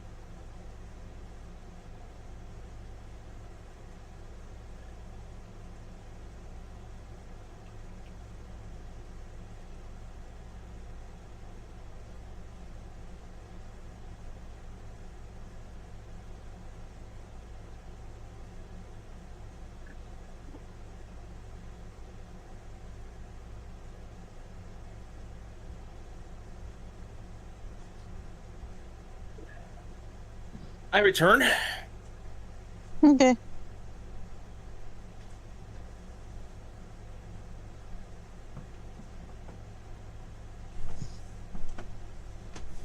Meep. I've returned with a drink and Vienna sausages. Sausage! So, here's some Unicron Trilogy trivia for you. A lot of the, as you'd expect from series of around the time, a lot of the bots' names in Armada were different depending on the dub. We called him Hotshot. We called him in English, we called him Hotshot. In Japan, they called him Hot Rod. Optimus Prime, Convoy. Megatron and Starscream remained the same. Yeah. Smokescreen, I believe they called him Grap because he looked like Grapple. Makes sense.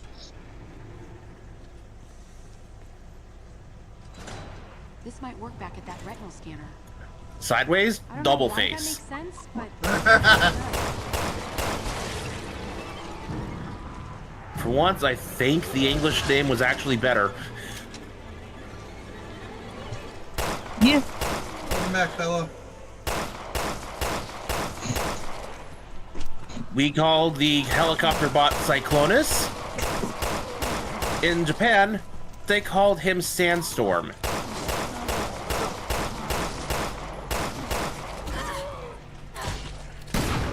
We called the tank Demolisher. They called him Ironhide. Really? Mm-hmm. Armada Wheeljack? In Micron Legend, that was Rampage. Oh. Named so for the choice of colors in the head sculpt. Because they felt that an Autobot turning Decepticon was enough of a reference to Beast Wars to give him the name.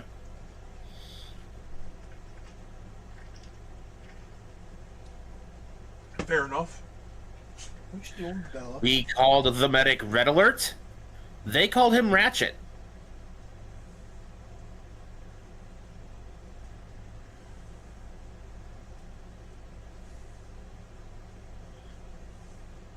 That's as many as I could remember off the top of my head. And is that Stu Unicron? Yeah, Unicron is Unicron regardless of dub. Okay. So I did remember what Optimus's Minicon was called. What? So in English, we generally call his Minicon Sparkplug. In the Japanese version of Armada, they called him Prime. Just Prime. That's cute.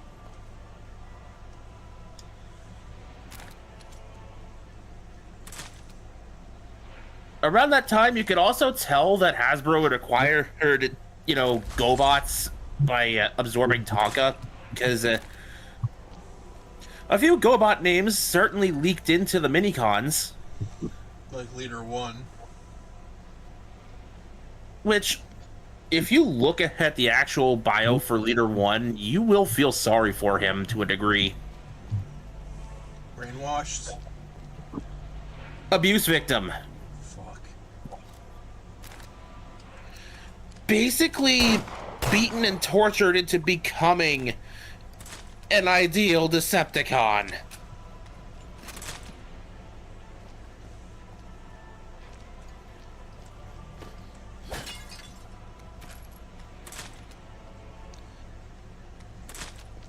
The dead-end Minicon drones that serve as Unicron's defense system. You want to know what their original name was going to be? What? Gobotron. Right, I remember that.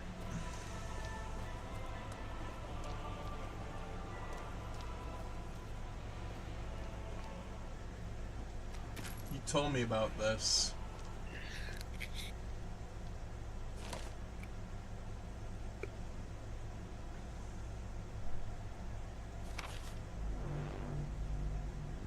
Nope, gotta go. Later, See ya. Silas.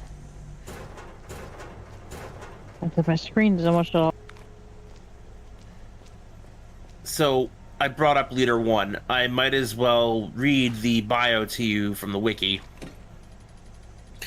Leader 1 is a reluctantly Decepticon allied minicon from the Armada portion of the Unicron Trilogy continuity family.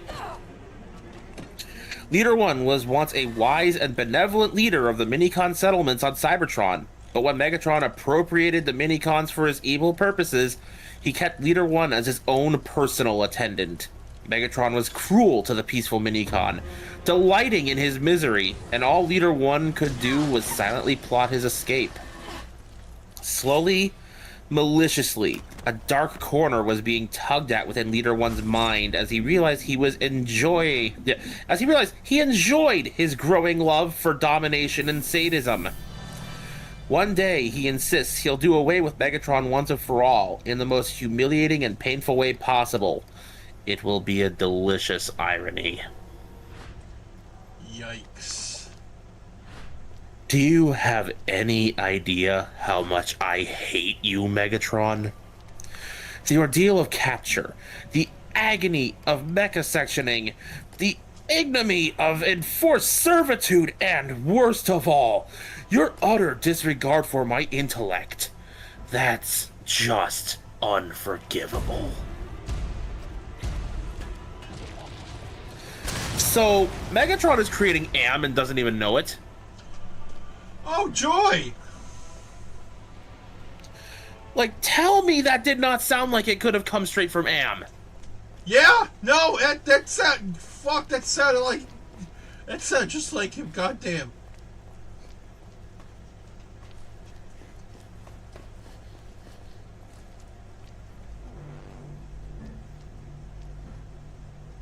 Right, retinal scan. There was a thing outside.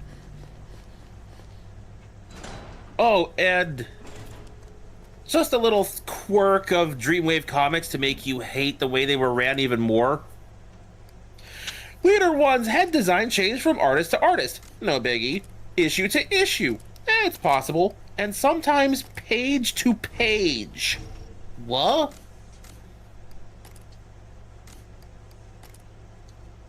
How does that even happen? I don't know. Oh, wait, I know how. It's fucking Dreamwave.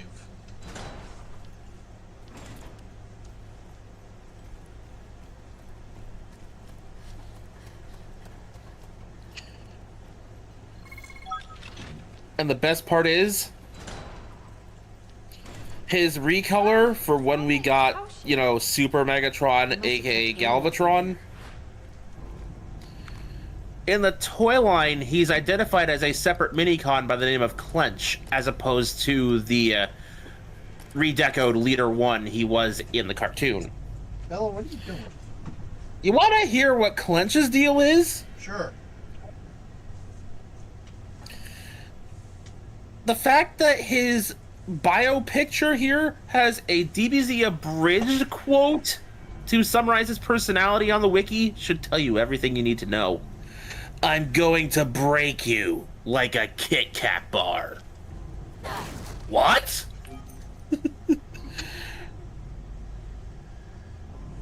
Clench was chosen by Galvatron to replace Leader 1 as his minicon partner.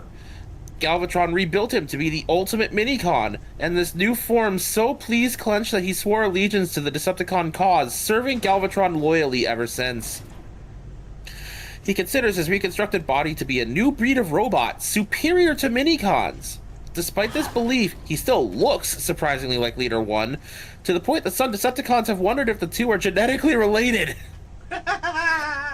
Leader 1 will neither confirm nor deny these rumors. It is unknown what Clench would have to say on the matter, but it may be that everyone is too terrified to ask him. He takes advantage of his master's fearsome clout to boss not just minicons around, but even larger Decepticons. His eagerness to pick fights suggests he is unaware of the risk that he might one day be tossed aside like his predecessor. Without the protection of his master, he may find that he has earned more retribution than he can handle. I'm at the top of the line and ready to send you to the bottom of the heap.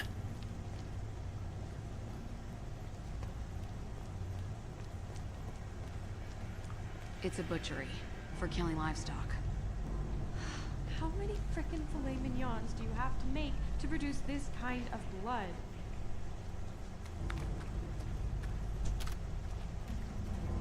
Bella.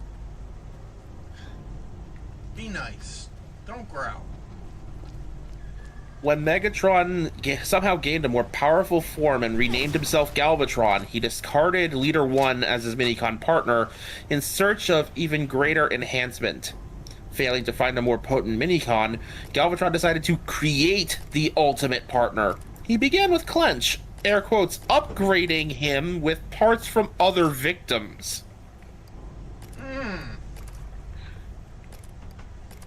Clench might as well be Albert Wesker in terms of being effectively a Frankenstein's monster with a god complex. Lovely.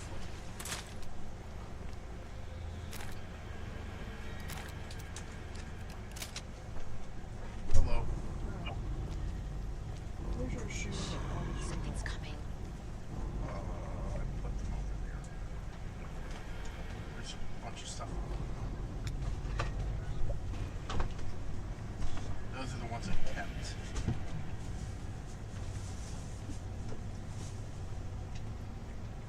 I think there were a couple sandals I kept too.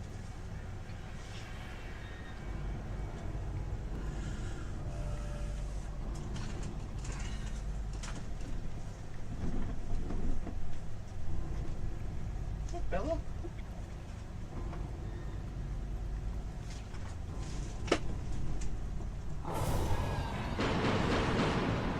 Oh shit.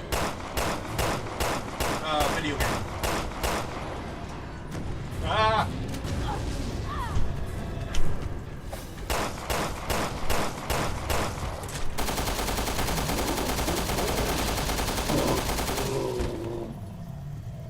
Want this open or closed? Leave it open. Because I don't know if Bella over here will want to go outside. We'll leave the room. Okay.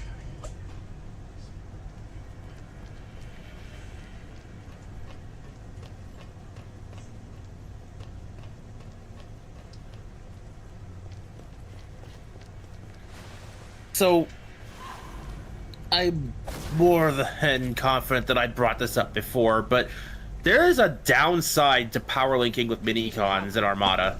You've told me about this. Beyond just the origin of the minicons in general. It can become an addiction to some Cybertronians. With the capability of overdosing on the power boost. Yep. Basically burning oneself out.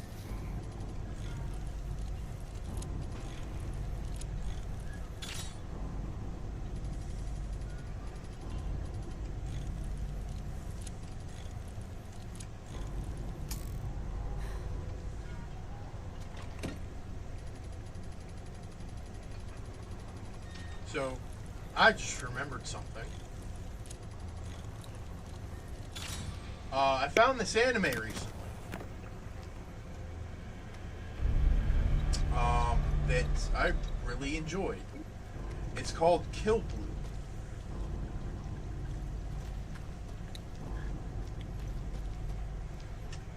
Basically, it takes the idea of spy. Oh, what? It's okay. Come on. It's okay, Delta.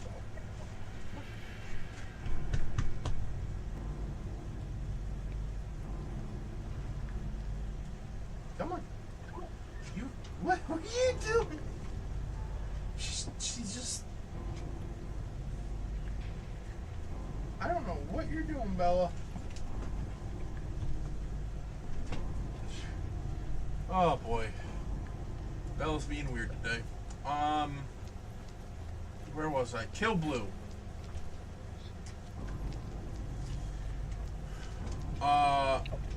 So an assassin ends up, like, the world's greatest assassin ends up being stung by a genetically altered wasp. This sting reverts said legendary assassin to middle school age.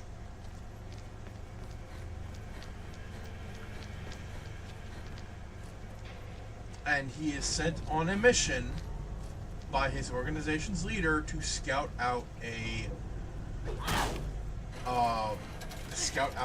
private middle school that he wants to send his daughter to. The boss. Turns out the daughter of the pharmaceutical company that created the wasp that made him a young man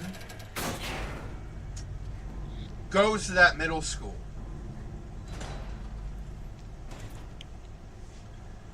So, not only does he have to juggle being a quote-unquote normal middle school student, he also has to make sure that this chick doesn't get kidnapped or horrifically murdered. Fantastic. Claire, they're alive!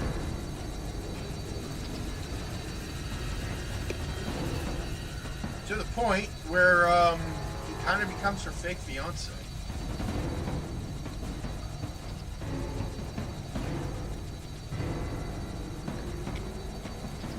Also, the opening and ending songs are both done by K-pop girls.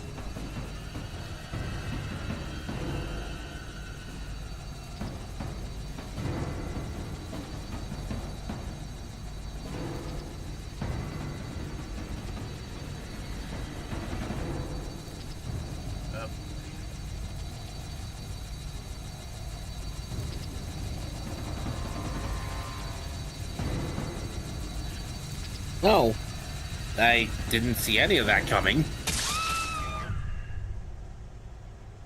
It's very interesting, and I from the 3 episodes I've seen, I really like it.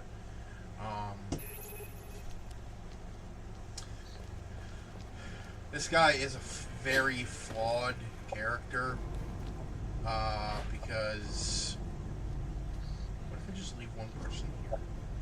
Just leave them there. No, Moira, stay.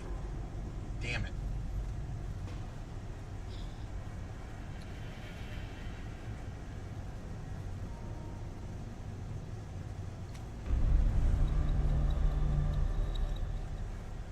Look at you expecting a teenager to follow orders. That's cute.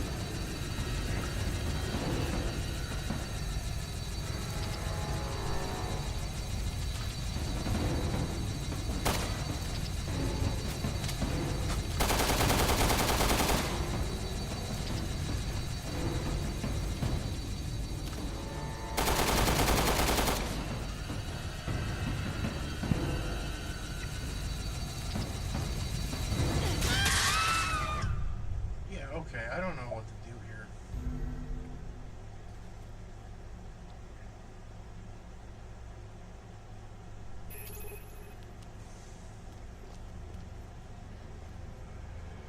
Gotta be something. Something I'm missing.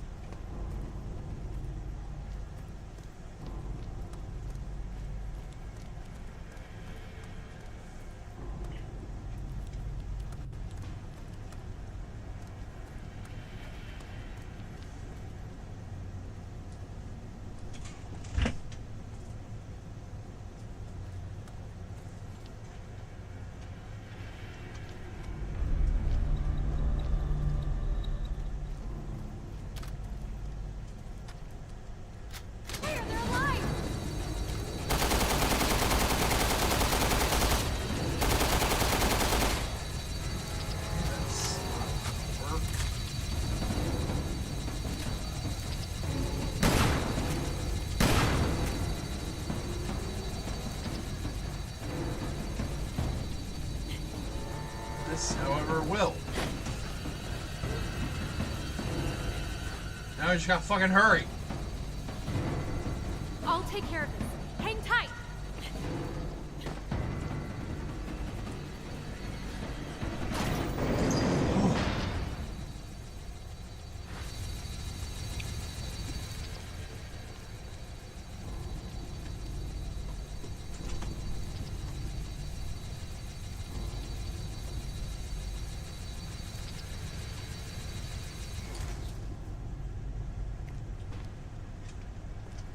Tells me I cannot. Oh, wait, maybe I can.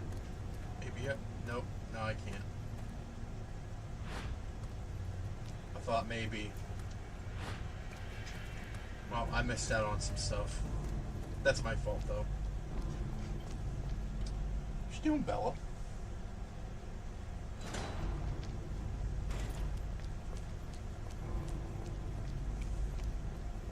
She's like right under my desk.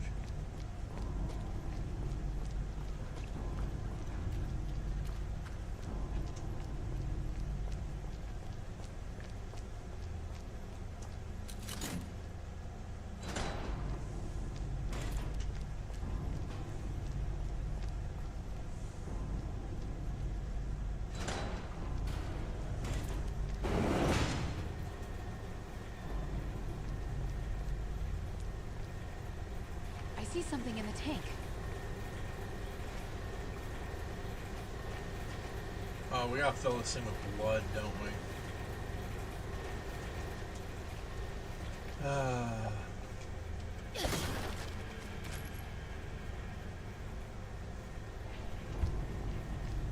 I have a feeling we should be getting used to this. We really should.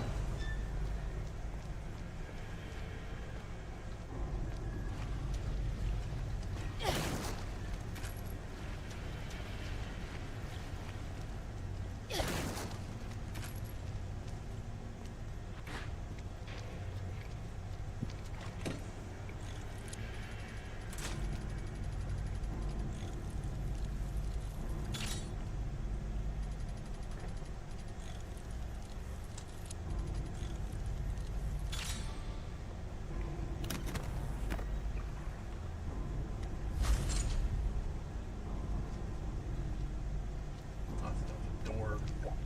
Oopsie.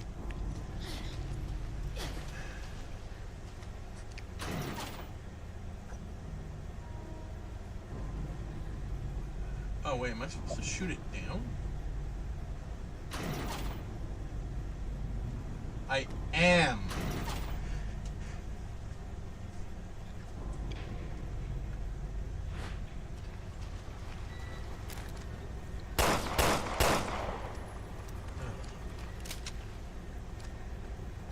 You'll get the timing right eventually.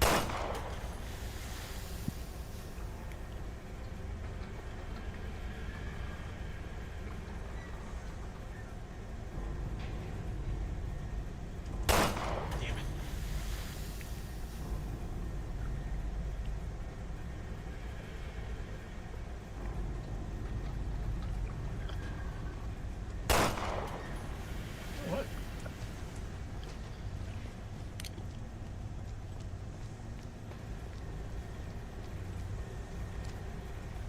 I was about to suggest. We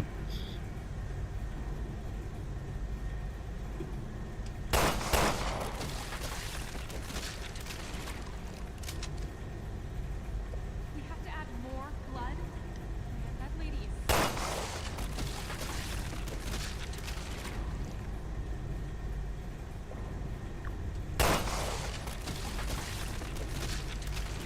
I'm not sure what it is we're grinding up, and I'm not sure I want to know.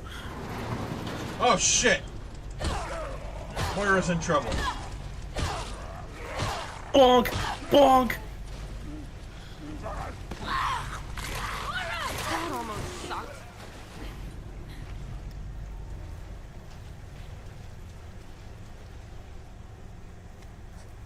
And they'd be out of here in like 5 minutes if they had Mikazuki here.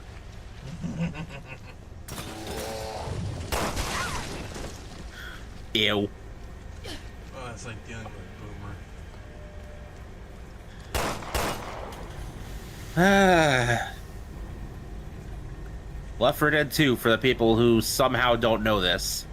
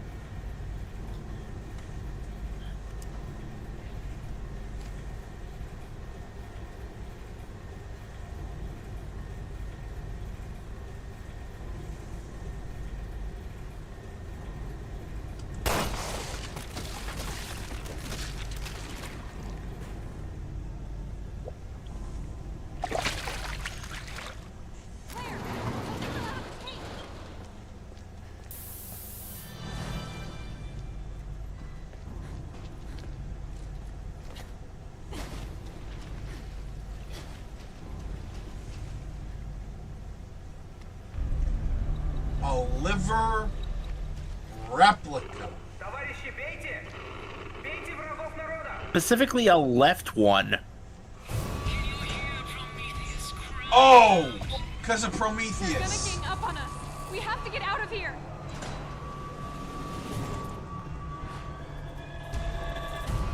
Because in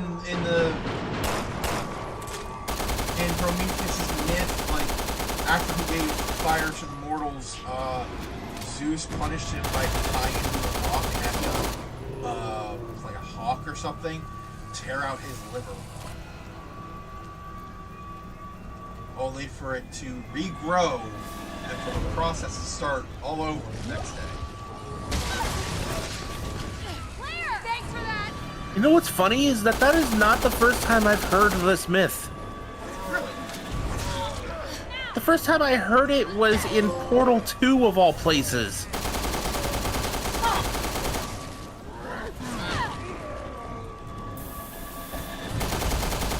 Prometheus was punished for giving the gift of knowledge to man, so he was cast into the depths of the earth and pecked by birds.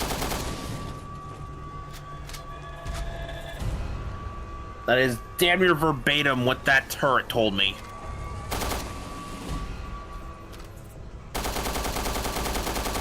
And the weirdest part is, it's actually relevant to Portal 2's plot.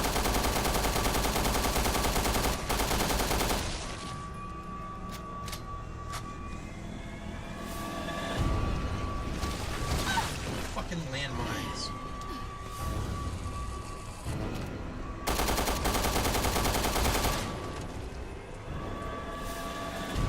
Anyway, how is it relevant? Because it effectively foreshadows the plot of the game. You and GLaDOS are cast into the depths of Aperture Science, deep below the surface of the Earth, and GLaDOS gets pecked by birds because she was trapped in a potato. Because everything in Aperture is designed to run on, at minimum, the amount of power you can get out of a potato battery. So upon being given control of the entire facility, ally-turned-enemy Wheatley traps GLaDOS inside of a potato battery.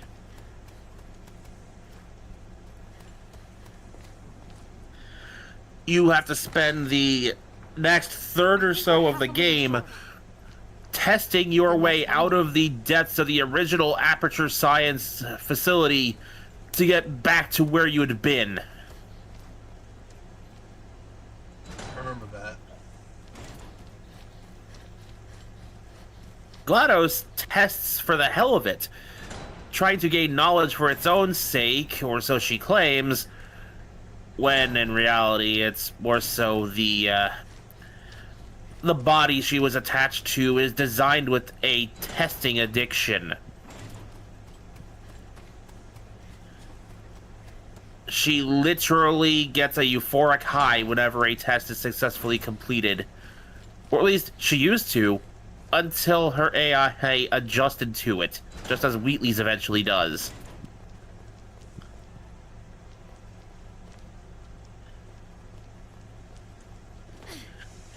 And the more you study the game and its lore, the more you realize GLaDOS being a killing machine is not actually the machine's fault. It was the intelligence downloaded into the machine that eventually became GLaDOS. Yep. Her name was Carolyn, and she didn't want to be a part of this project in the first place. So now she Moira, takes look. out Inside that that corpse. very anger, Is that frustration, this? and desire for What's this revenge on supposed to be? everything sufficiently Some kind human. of body part. There's a map here too. Here's Cool, where a the map. waterways under Well, the factory well, connect once I'm to already the done with this. How that asshole statue is blocking the way in. You know, the gods punished Prometheus by sending an eagle to eat his That liver. was an eagle. The actual machine part of GLaDOS Neil, is just Where are that, you? a machine. Neil, what about the girl?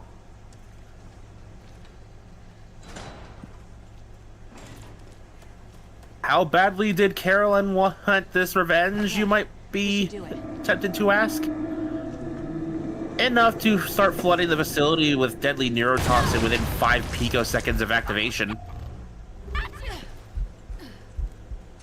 Picoseconds. Yeah. I honestly should have seen that coming. The explosion. Yeah. Like, doesn't everything? Doesn't everything friggin' explode?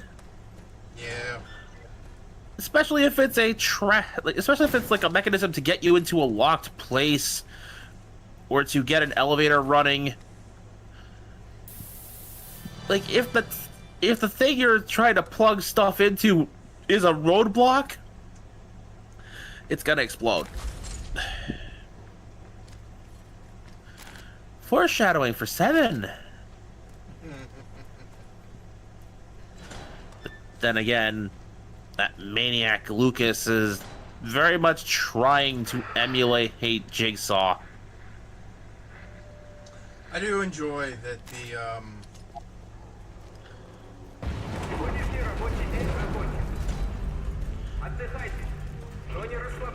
what the fuck is that?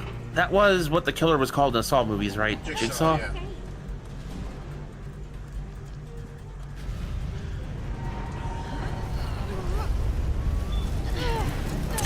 Oh, Jesus! Okay, to try to jog your memory, whatever you were about to say, either related to the game we're playing, Resi 7, or to the Saw movies. Resi 7. Scaffold served its purpose. Now Promethean fire. I like how the Baker family represents different kinds of horror. Claire, run! Yeah. Slasher horror, body horror, and whatever the hell Saw would be considered. Technically also body horror, but a different kind of body horror. Oh, no, torture horror. That's what it is.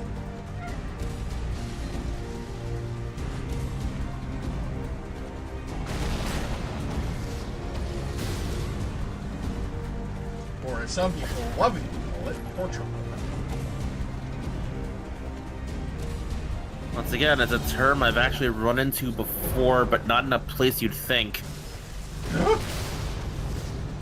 I have seen people use that to describe certain episodes of SpongeBob, specifically in relation to Squidward. Why is it that you say that and the first fucking thing that comes to mind is someone's toenail? Well, that's among them. But it's also a rarity in that particular style of episode, and that Squidward gets to win in the end.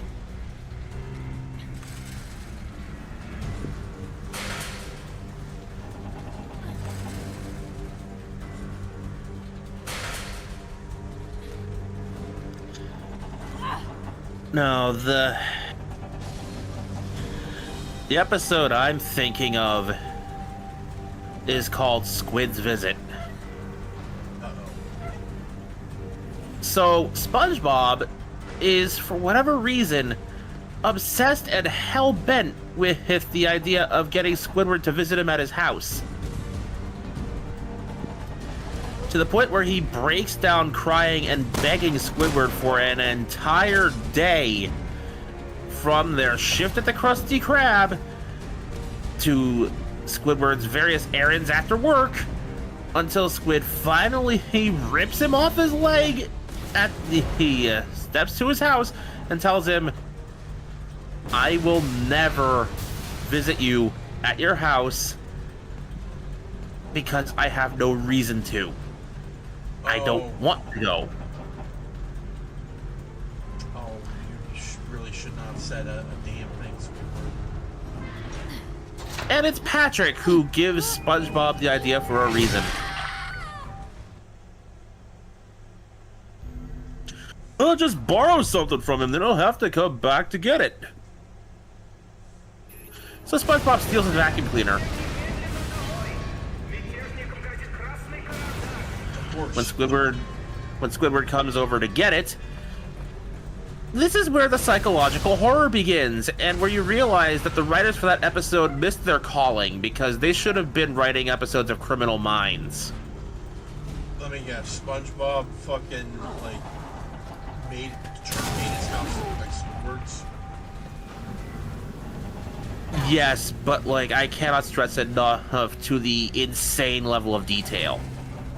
Right, because I actually remember seeing parts of that episode. I thought it was fucked up. Squidward. He copied Squidward's, well, entire house, including the handmade pillow his mother gave him, down to her Stitch signature, the exact contents of his medicine cabinet, the fade in the paint from when Squidward moved into his house, and every single one of his self-portraits. Squidward even comments, terrified, and they're better than mine. I mean, they would be. We've seen that SpongeBob is a better artist than That's Squidward, yeah, like that tracks, but still.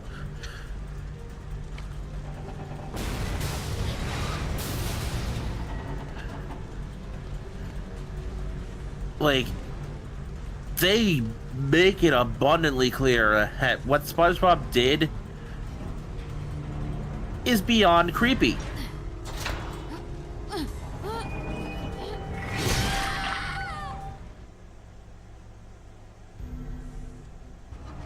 To the point where, once Squidward finally escapes the house to find he'd been trapped in there so long that the casserole he had in the oven caught fire and burned his own house down, he has a mental breakdown. Like, the initial descent into insanity ramps up.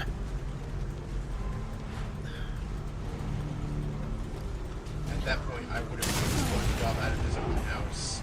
Actually moved in there. Since it's already a perfect replica of my house. Funny you say that. Oh no. That is precisely how the episode ends. Squidward kicked SpongeBob out of the replica house.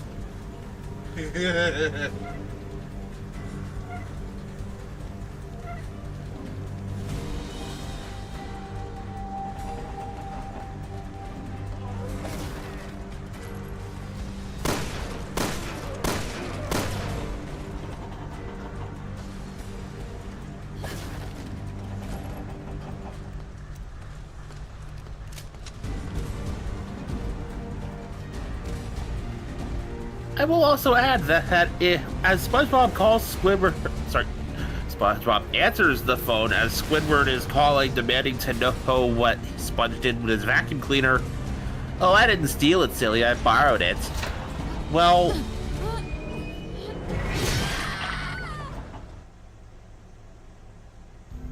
you can try the same one. Nope. I've been trying each successive one. Is there any way to, like, identify which one won't kill you? Well, that sucks.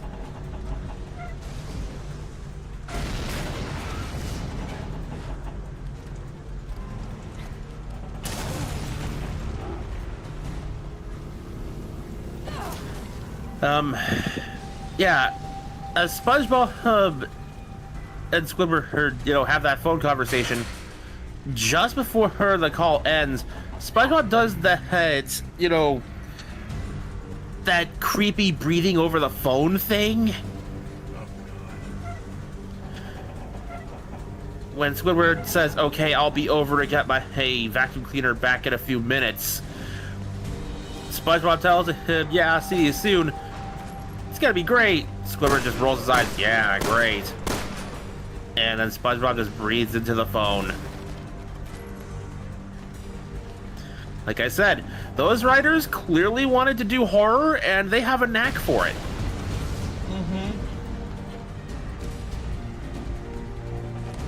To move forward with no knowledge is to risk your life. Choose with the proper knowledge, however the answer may not lie before.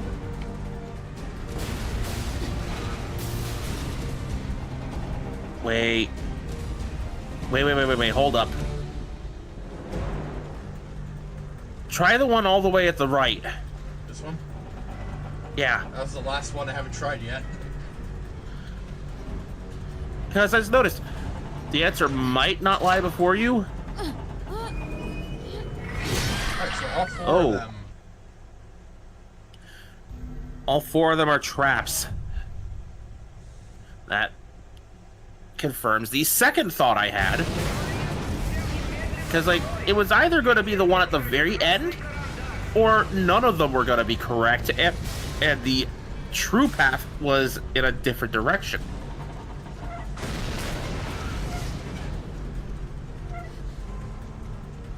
The answer might not be in front of you.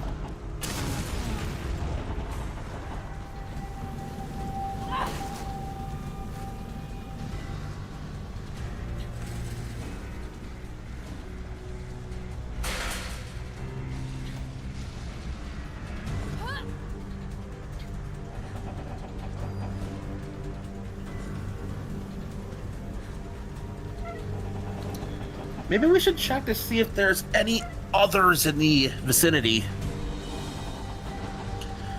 We're kind of on a time crunch. I know we are, but what other choice do we have? Every single one was wrong.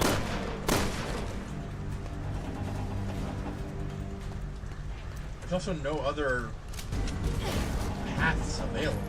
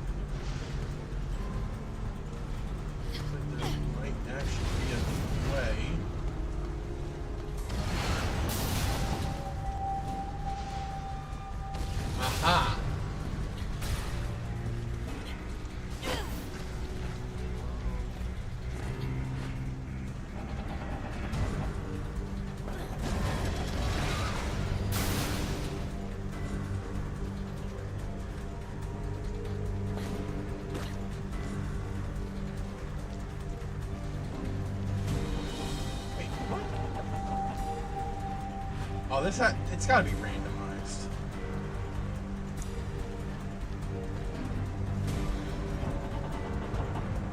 Well, at least now we know for certain.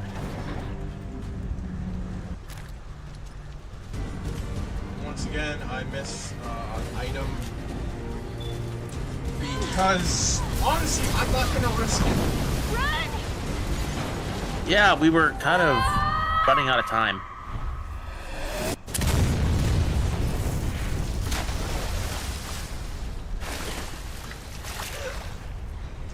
Was it good for you too? Come on, let's just get out of here.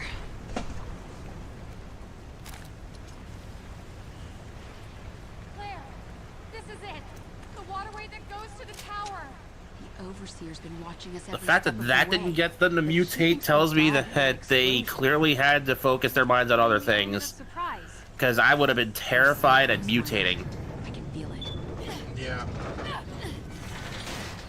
I think Claire's focused on survival. Neil and the girl were. Moira, I think, is focused on No. finding I should have listened to you. Natalia. Neil didn't write that message. Like, Claire, I understand. This is not her first rodeo. Ow! Who are you? Oh, hey! What do you want? Put it down. Fuck. Is he with TerraSave? I not know this thing you are speaking. No bracelet. Why don't you have a bracelet? Do I look like a woman to you? Holy shit. You don't know what's going on? You've got to get out of here before it's too late. Never. I stay my home. Now go away. You people come to our beautiful island and take everything away. Whatever bad things happening now, do not have to be helped. Go die your own place.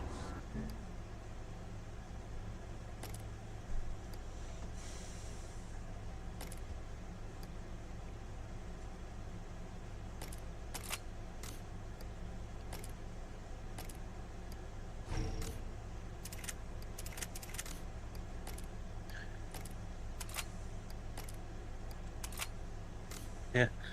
On the note of, like, Resi 7 and the different types of horror and whatnot, I think I can safely say I know where Mia fits into that.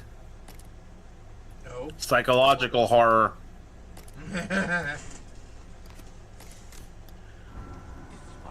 Because, like, I have legit seen some people talk about the way her character is written and come to the same conclusion. You say, hey, let's turn left. And he You know, goes right. she actually kind of sucks. Yeah. My big brother was like that growing up too. I fuck up that one First time. off, I didn't need his your help. husband is working a tech job in Texas, in a part of Texas at that that's pretty well off, and you still choose to take your clearly bored backside and work for a bioterrorist group for a little extra pocket money that you don't need. To be fair, we don't know if she was already part of that group before she met Ethan. Well, I will grant you that. The fact that she is part of a bioterrorism group is still kind of overlooked for the most part. I'm not gonna say she had any hand in Evelyn's creation. I definitely doubt that. Like, any guilt that this is my own personal feelings on the matter. Any guilt that would be laid on her it kind of not necessarily goes away, but it's kind of rendered moot when Evelyn holds her captive for 2-3 years.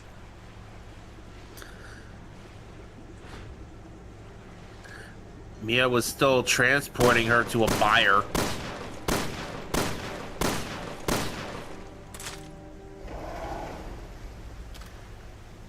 Yeah.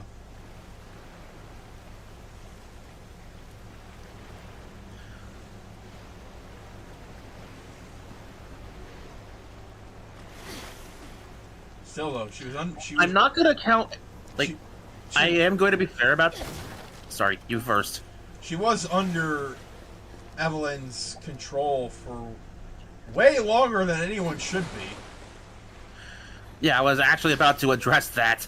I'm not counting any of her actions under the influence of Evie against her. For the simple fact that she was not in control of her own actions. Can't be held accountable if you're not really controlling your meat suit. Yep. That said, she absolutely could have chosen to give Ethan more information.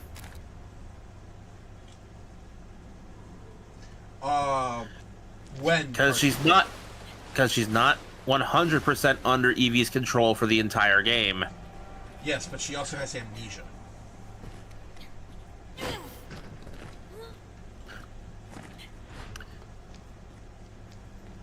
Alright, I'll grant you that one. Because she forgot about all of that. Or at least... You know what? No. Yeah, she did forget. The fact that Evelyn had to remind her.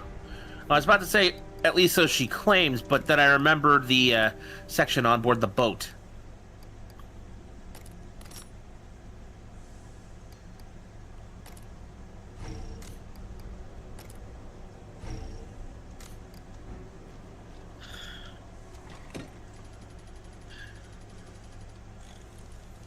Instead, I've seen people take issue with her apparently gaslighting Ethan, refusing to take accountability for her actions when she actually was accountable for them. When? That's a question I'd like to ask, but apparently that got glossed over. Because if they're talking about 8, that wasn't Mia that was gaslighting him. No, in the gaslighting section, they were still talking about 7.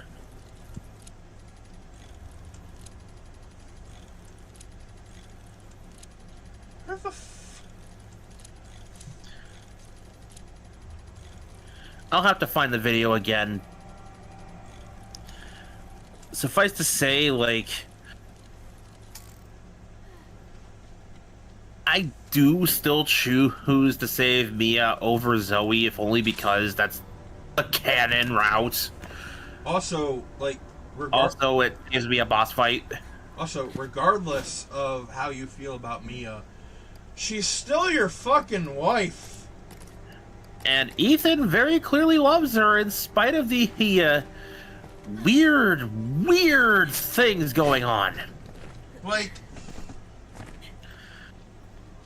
if I was in Ethan's situation, regardless of the shit that Mia has done or has been up to, I'm still choosing my wife over a woman who, yes, helped save my life, but I've only known for like 2 hours.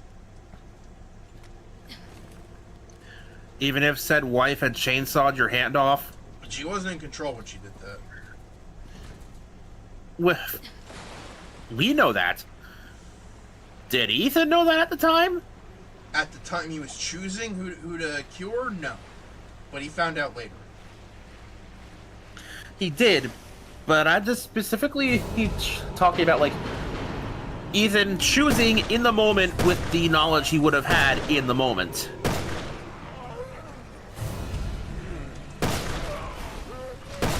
At the time, to Ethan and to the player, Mia had been lying to you, claiming not to remember, constantly getting into trouble, chainsawed your frickin' hand off. I mean, making excuse after excuse to not tell you what she does remember. Well, and I'm sitting here going, yeah, with player knowledge separate from what Ethan has, we know she's telling the truth about not remembering at the moment. We know who she wasn't in control with the whole chainsaw thing. Also, to be fair, in the end, I still believe Ethan would have chosen his wife anyways because, you know, as he puts it, who the hell else was I gonna choose? Yeah. Also, to be fair, he did stab her in the neck before the chainsaw happened. I would definitely hear people arguing self-defense in that case.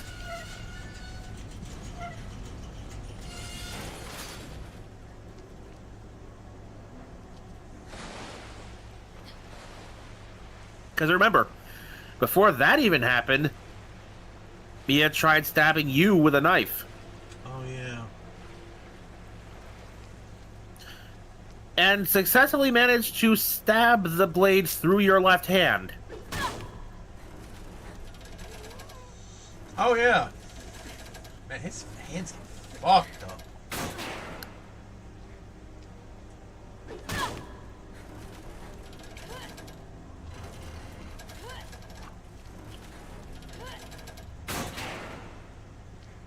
Zoe comes along and manages to reattach her hand.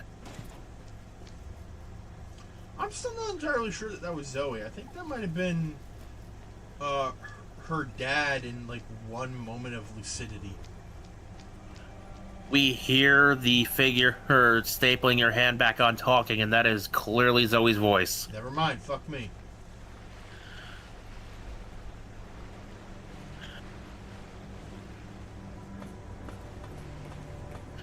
Like, it is not a bad theory on your part. Because like we know they've had moments of lucidity. It gets harder the more Evelyn's in control, obviously. On the note of the moments of lucidity, and especially Jack, kudos to the voice actor. When that cutscene pops up, you'll know. I say to the hypothetical audience. Without spoiling anything, I do enjoy that scene because it really shows, like, the actors really put in portraying two different types of characters, and that scene really shows. If that scene managed to get any reaction out of me beyond, wanting to avenge the Bakers, it is this. I wanted to meet Jack prior to the infection and see what he was actually like. Claire. Thanks. Also, we interrupt Resident Evil to bring you Silent Hill. Pyramid Head, what the fuck are you doing here? That's Pyramid Head's cousin. Prism Face. Prism Face. Metalhead.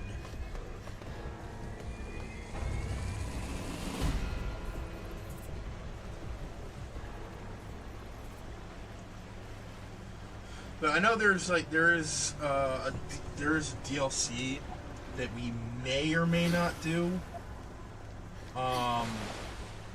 That The band footage DLC, yeah. Yeah, that does show what the Baker family were like before Evelyn. And from what little we see, Jack and his wife... Marguerite, thank you. Jack and his wife, Marguerite, they're really nice people. Southern Hospitality. Hell, Zoe's really nice. The only bad apple of the bunch is Lucas, and that's probably because he's a sociopath. I will also advise you right now, if we do play through that batch of, DLC, keep an eye on Lucas's phone while you have the chance to look at it. Oh, yeah. That will give you the hint of how to actually escape and get the good ending.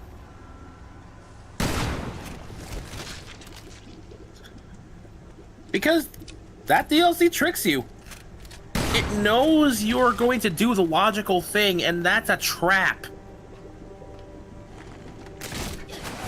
Thing after another.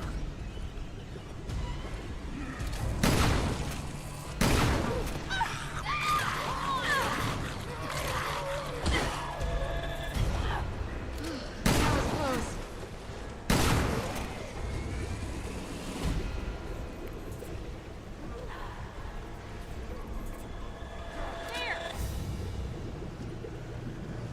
And yeah, the whole premise of that part of the DLC was showing us the night Evelyn was brought home and immediately asserted control. Which, I always found that DLC a little confusing because it is like almost immediate But the But the hints throughout the game make it sound like it took time. Exactly.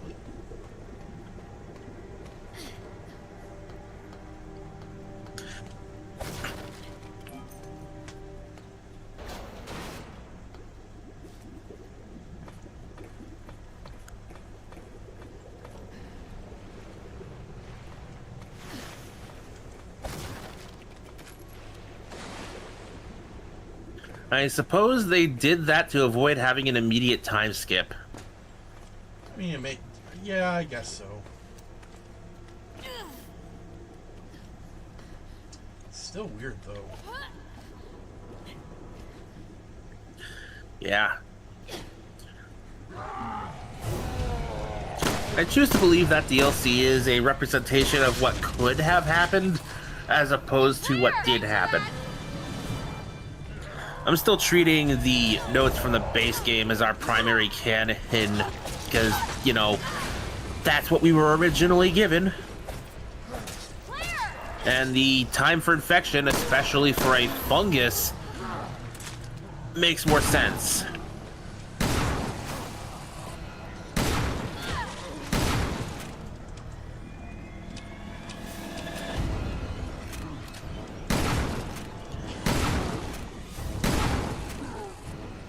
Get the fuck down from there! What the fuck are you looking at?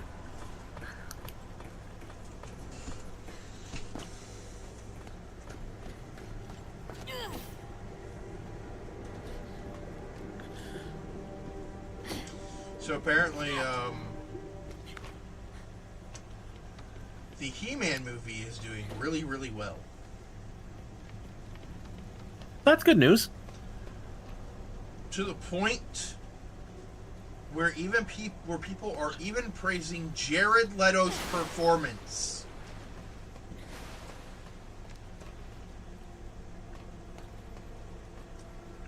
Considering his whole method acting thing, if they wanted him to be some kind of cheesy, over-the-top 80s cartoon villain, then he's probably going to put himself in that headspace. Yeah. But also, like, keep in mind, like, he's been, like, a lot of the movies he's been in have bombed horrifically. And he was about time. Yeah, he's about due for a good one. He was in the first Suicide Squad movie. He was in Morbius, Tron Ares. All of them were not good movies. So yeah, he was definitely due for a good one. People were assuming he was cursed or some shit. I think so. What's this? Looks like a grave. I think the No, at tower's that just point, above I us. blame the script and the director before I blamed the actor. On her. Unless he pulls some Let's look for a weird way out. shit like he did when he was prepping for the Joker role. In that case, no, absolutely that was weird. Yeah, no, he would, like, send his co-stars fucking, what was it, dead rats? I think so. It's weird as fuck, man. Under the claim of it being method acting and getting into character.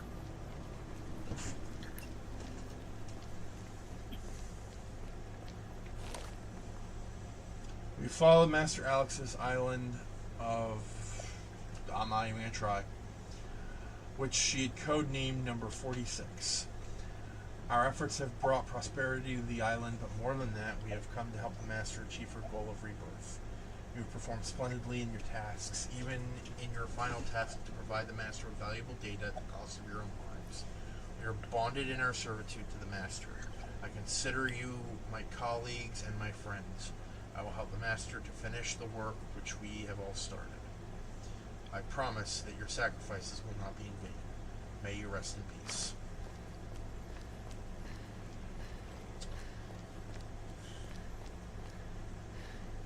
Oh, that makes me feel so much better. If you wish to know the truth, swear your allegiance in order. Only then can you cast away your shackles of sin. To the first, you were always foolish, so you will have no grave. To the second, you shall bear your visage upon your back. To the third, you shall neighbor the fourth by 3, but 1 row behind. To the fourth, you shall lose your head. Oh, this is a goddamn puzzle.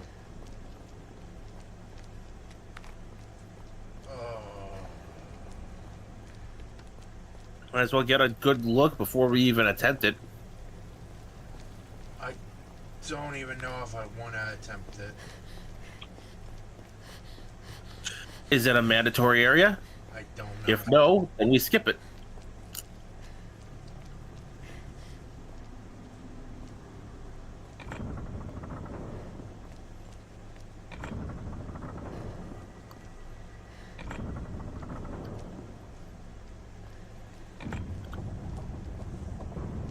Oh. Interesting.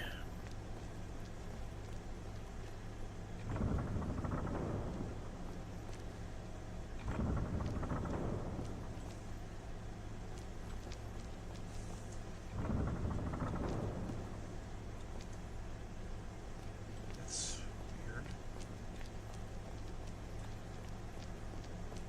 It is precisely this kind of stuff that tells me we will never play Legend of Zelda games on here. I mean, I have a plan to play Breath of the Wild and later Tears of the Kingdom.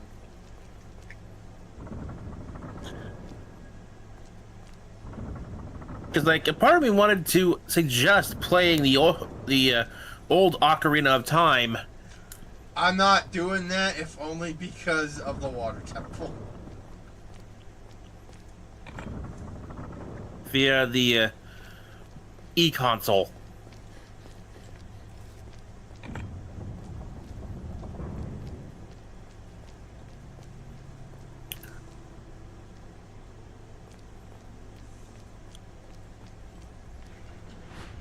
Because otherwise, if you had some way of, you know, doing, like, recording 3DS footage for this, I would have just suggested doing the 3DS version and saving yourself a hell of a lot of trouble with the water temple.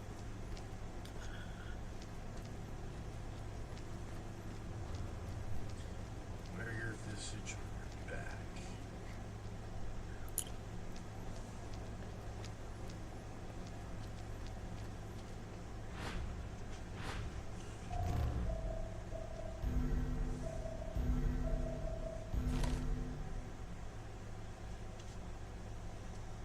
Speaking of the Virtual Console, I just thought of a different Zelda game we could do, and this one's not 3D. Oh? Via the Virtual Consoles for both the N64 and the Game Boy Advance, we have A Link to the Past and the Minish Cap available. Ooh.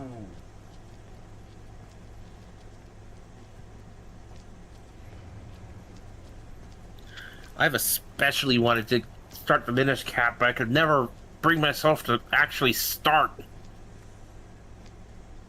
Okay, that's the second.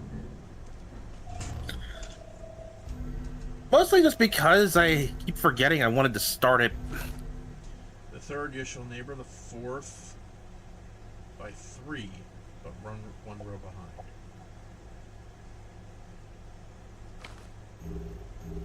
So we gotta find the fourth.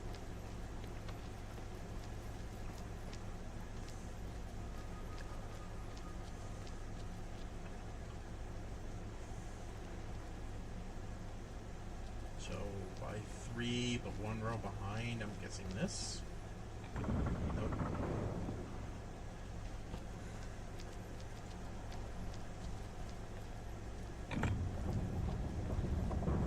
Oh, shit. What? I checked in on the stream. We've been at it for almost 3 hours. Fuck! We're at 2 minutes 50. Sorry, we're at 2 hours 53 minutes.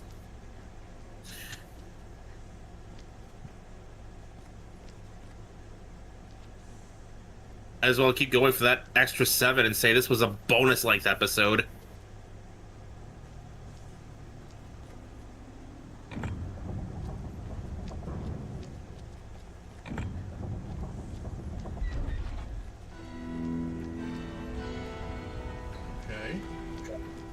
So what did that actually do? Well, there is a star on the Oh, eulogy tree. oh shit.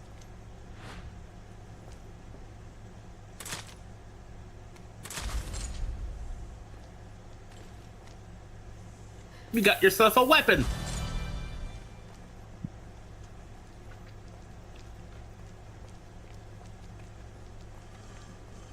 All right.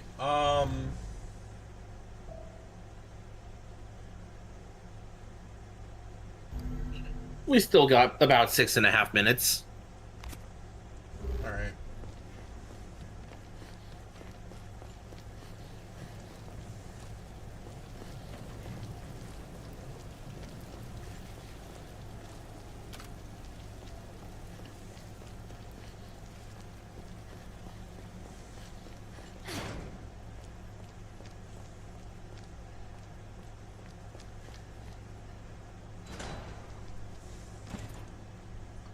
Oh Lord. Here we go again. Still no sign of your boyfriend.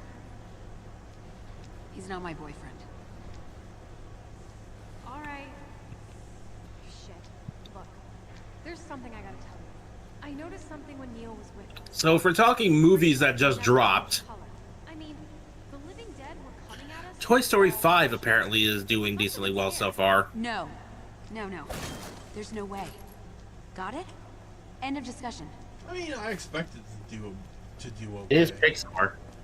Yeah. It's just at this point, The story really should have stopped at 3. it really should have.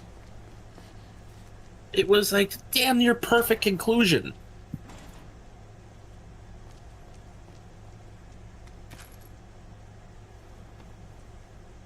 This list. Neil had it at the party. Barton, Chavez, Redfield. It's got all our names on it. No. He sold Terra Save out. Surprise! Neil was a traitor. I'm really sorry. Hey, look.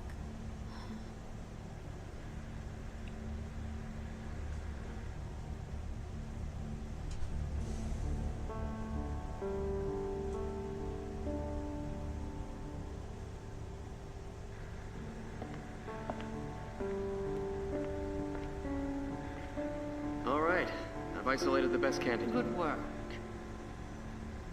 Now it's your turn to fulfill your end of... What did you...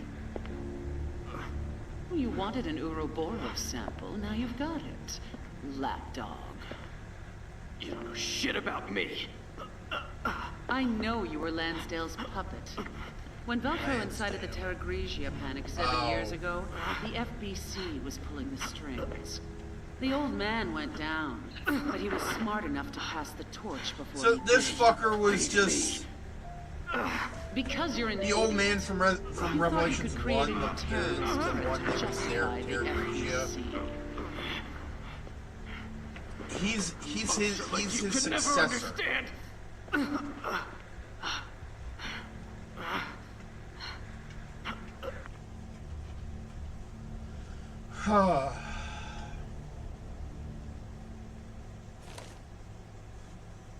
Stuart, I put together a list of TerraSave members who are most suited for the surrounding trials.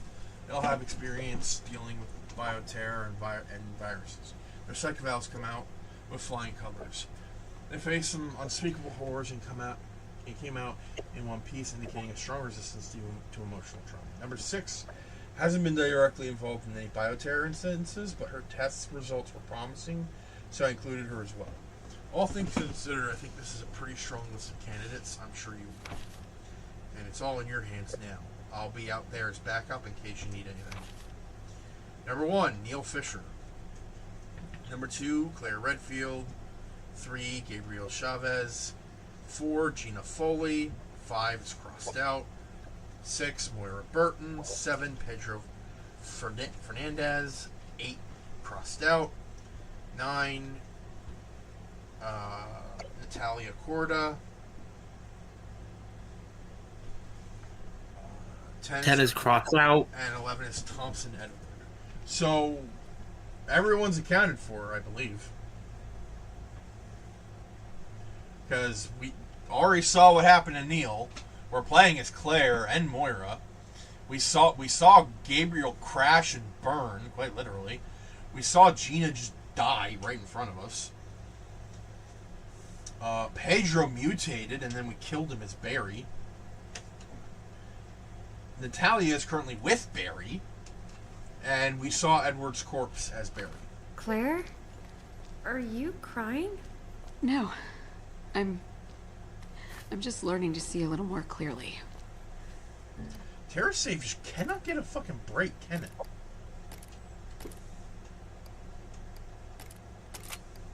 Evidently not. Because first, they were blamed for a bunch of shit in Degeneration. And now they're being used as fucking test subjects, man.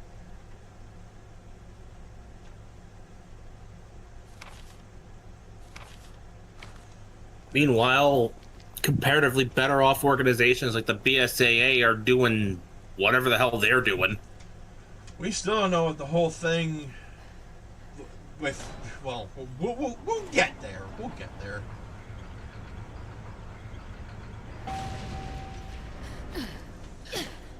I gather there was apparently a power struggle in the North American branch. Apparently.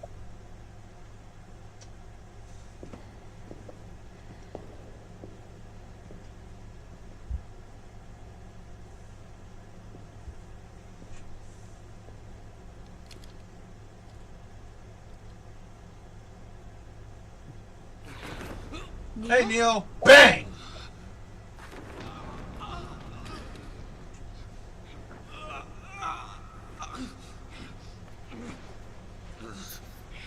Neil! I did what I thought was right. It wasn't. This thing is green. Yeah, but he's not infected with the T Phobos virus. You remember what they said? Ouroboros. Oh, great. I thought we saw the last of that. Evidently, Alex kept the few strands.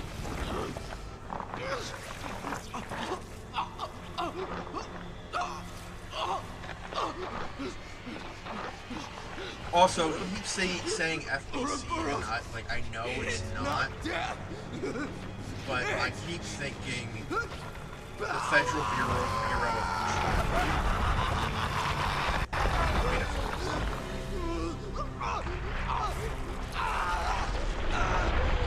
Is Neil?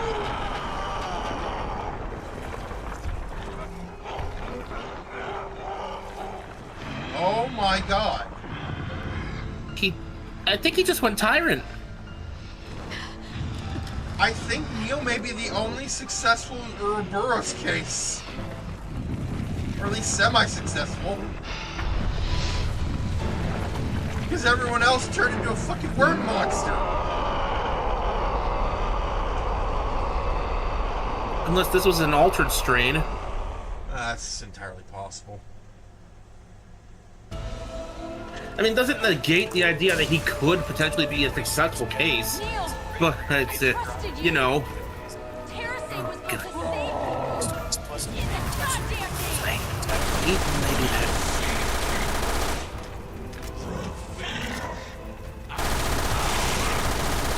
No ad rolls for her little background noise thingy. Immediately gets hit with an ad the second, the freaking nanoseconds the video ends. And as a reminder to the audience, I can't actually hear the game when it's like not on PC.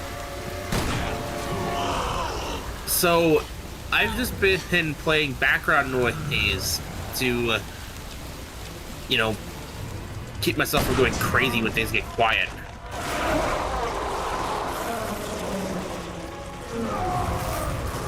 Ad breaks are not my idea of calming.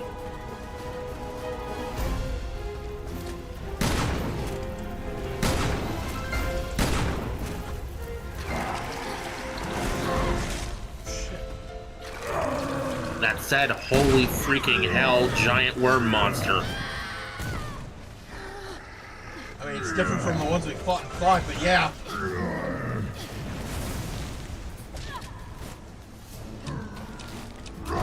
Oh, God.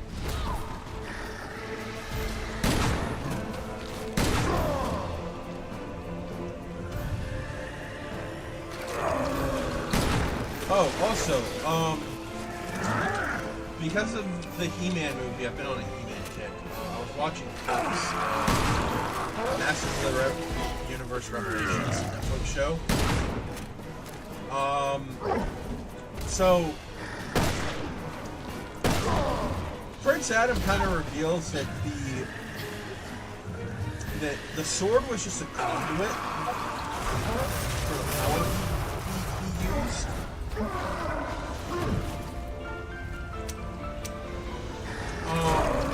The spark, that was all him. And he always wondered what would happen if he didn't have the sword, but still said the words, "I have the power." You want to know what happened? Did he not transform correctly? Well, the sword wasn't a conduit, it was a filter. Oh boy. Without it, he essentially turned into the Incredible Hulk Conan edition.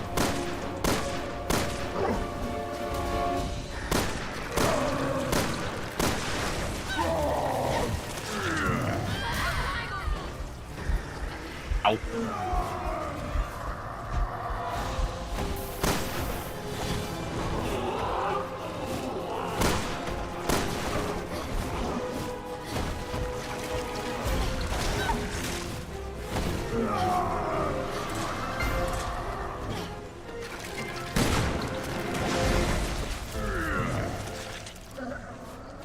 So yeah, the sword power, it wasn't a conduit.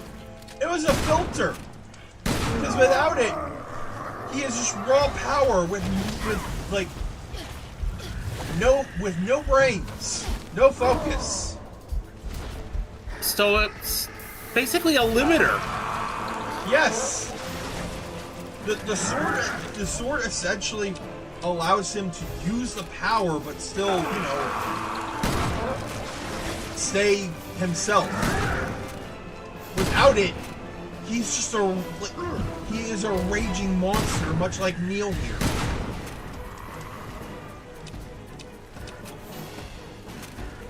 So, more than likely, more pleasant to look at. Oh, much more pleasant to look at.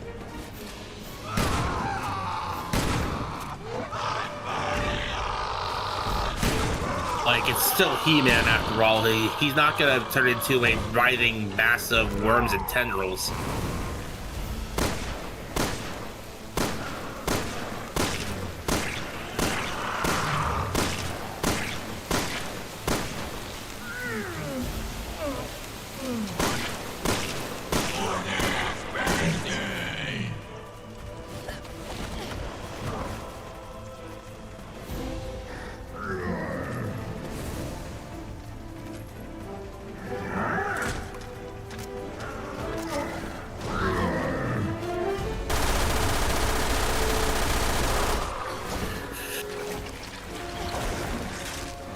So,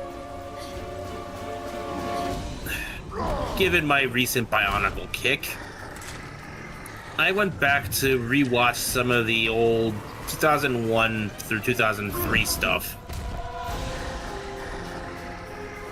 And it has put ideas in my head for how I would rewrite parts of the 01 to 03 stuff to make it flow a little better with the later lore revelations we got. And a running gag manifested in my head. If you could even call it that. I think it might be better served as foreshadowing. But the running joke here is whenever Takua, the Chronicler, and Gali, Toe of Water, happen to bump into each other, They don't know how, but they could swear they recognize each other from somewhere.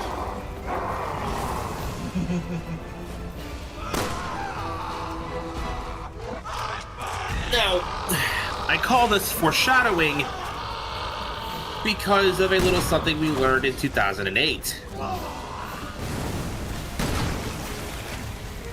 So, in order to prep for his mission to go to Cardanui and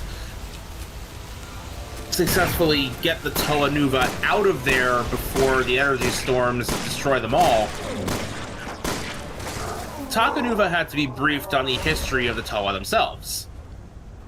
I just want this to be over. And as we see that last flashback where they're put into stasis in their canisters they would eventually wash up in 2001 in, we see them clearing out a village of Matoran of Light, basically protecting them from a bunch of angry beasts made of living light. We have her now. Man, Bionicle gets weird sometimes. Yep. And among the Matoran of Light that were being evacuated while the Toa were taking care of the wildlife was a certain Matoran named Takua, Apparently, this is our stop. who, just by the way outside. he spoke to them, clearly already had some kind of dynamic with them. They knew him.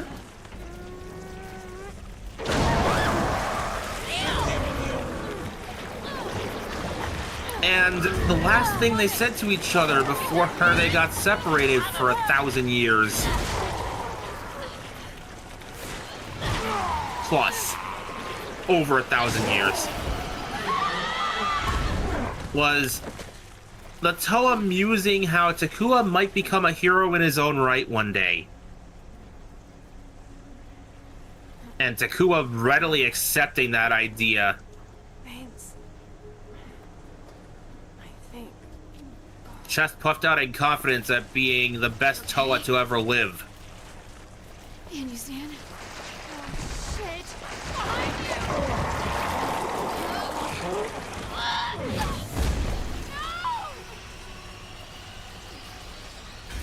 Neil, where did we go wrong? You can help me. It's not too late. Where? So, there's a trick here. Oh my god! If you try to grab the gun as Claire, you get the bad end. You need to grab it as Moira. Surprise, Moira, you're getting character development whether you like it or not. Here's my resignation.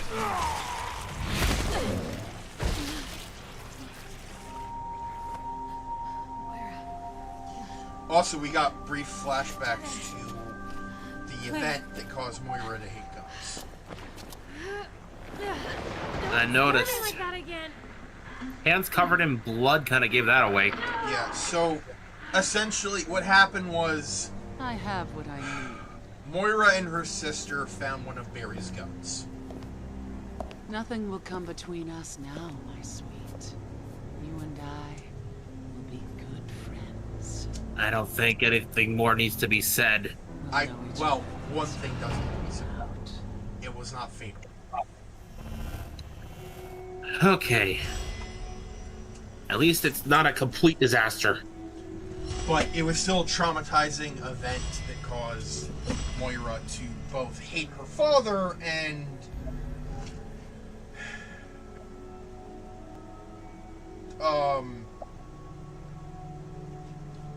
not want guns.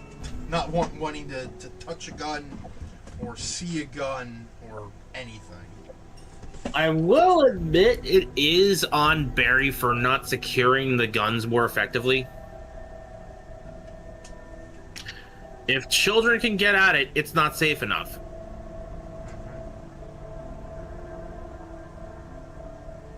Like, this is why they need to be kept in locked cabinets. Or something.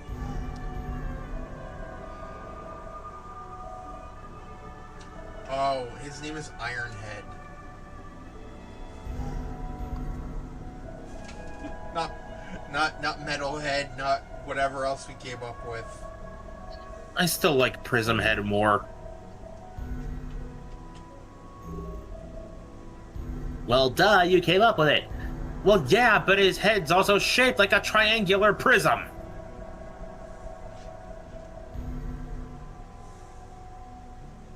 Kind of. Oh, it's a trap. Now that I'm getting a better look at it, it's not quite as much. It looks like a trap jaw is what it looks like. Fuck. Is that a faucet? That's a faucet on his stomach. What in the fucking hell? Oh wait, the metal's broken. That's just a pipe. Yeah, the metal's broken. I think he was like in a tube or something. That, like, he was connected to something and like broke off from it.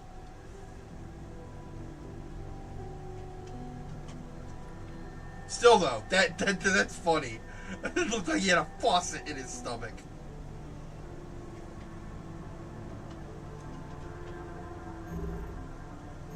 Alright, so that is going to do it for Resident Evil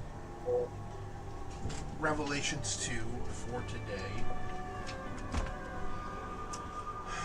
Yeah, nearly 3 hours, because I lost track of time because of the damn puzzles. 3 hours 15.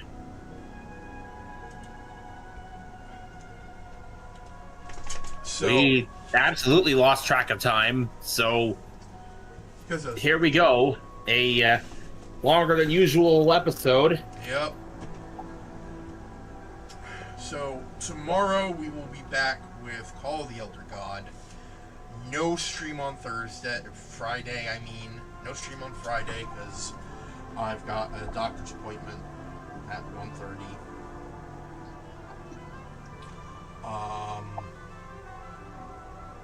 And again, no stream on Saturday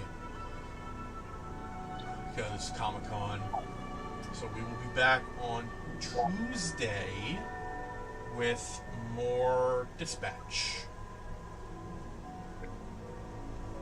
By the way, if you find any interesting Lego or Bionicle adjacent stuff at Comic-Con, do let me know. I will. I at least want to know that it was there. If I find anything affordable.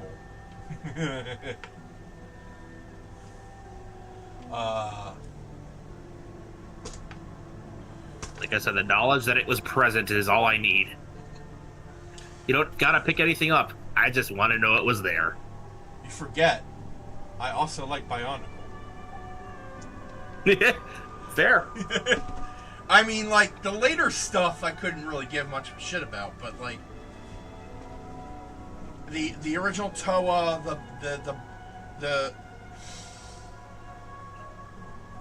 the Baraka, the Bo-Rock. Yeah, that's gonna be a running joke, isn't it? Oh yeah, what did Toa fight again? The Baraka, and just show a clip of Baraka from Mortal Kombat. It's like, no, the Bo-Rock. Take that clip of Baraka, and then show him getting murdered, and then just place a clip of a picture of the Bo-Rock over it.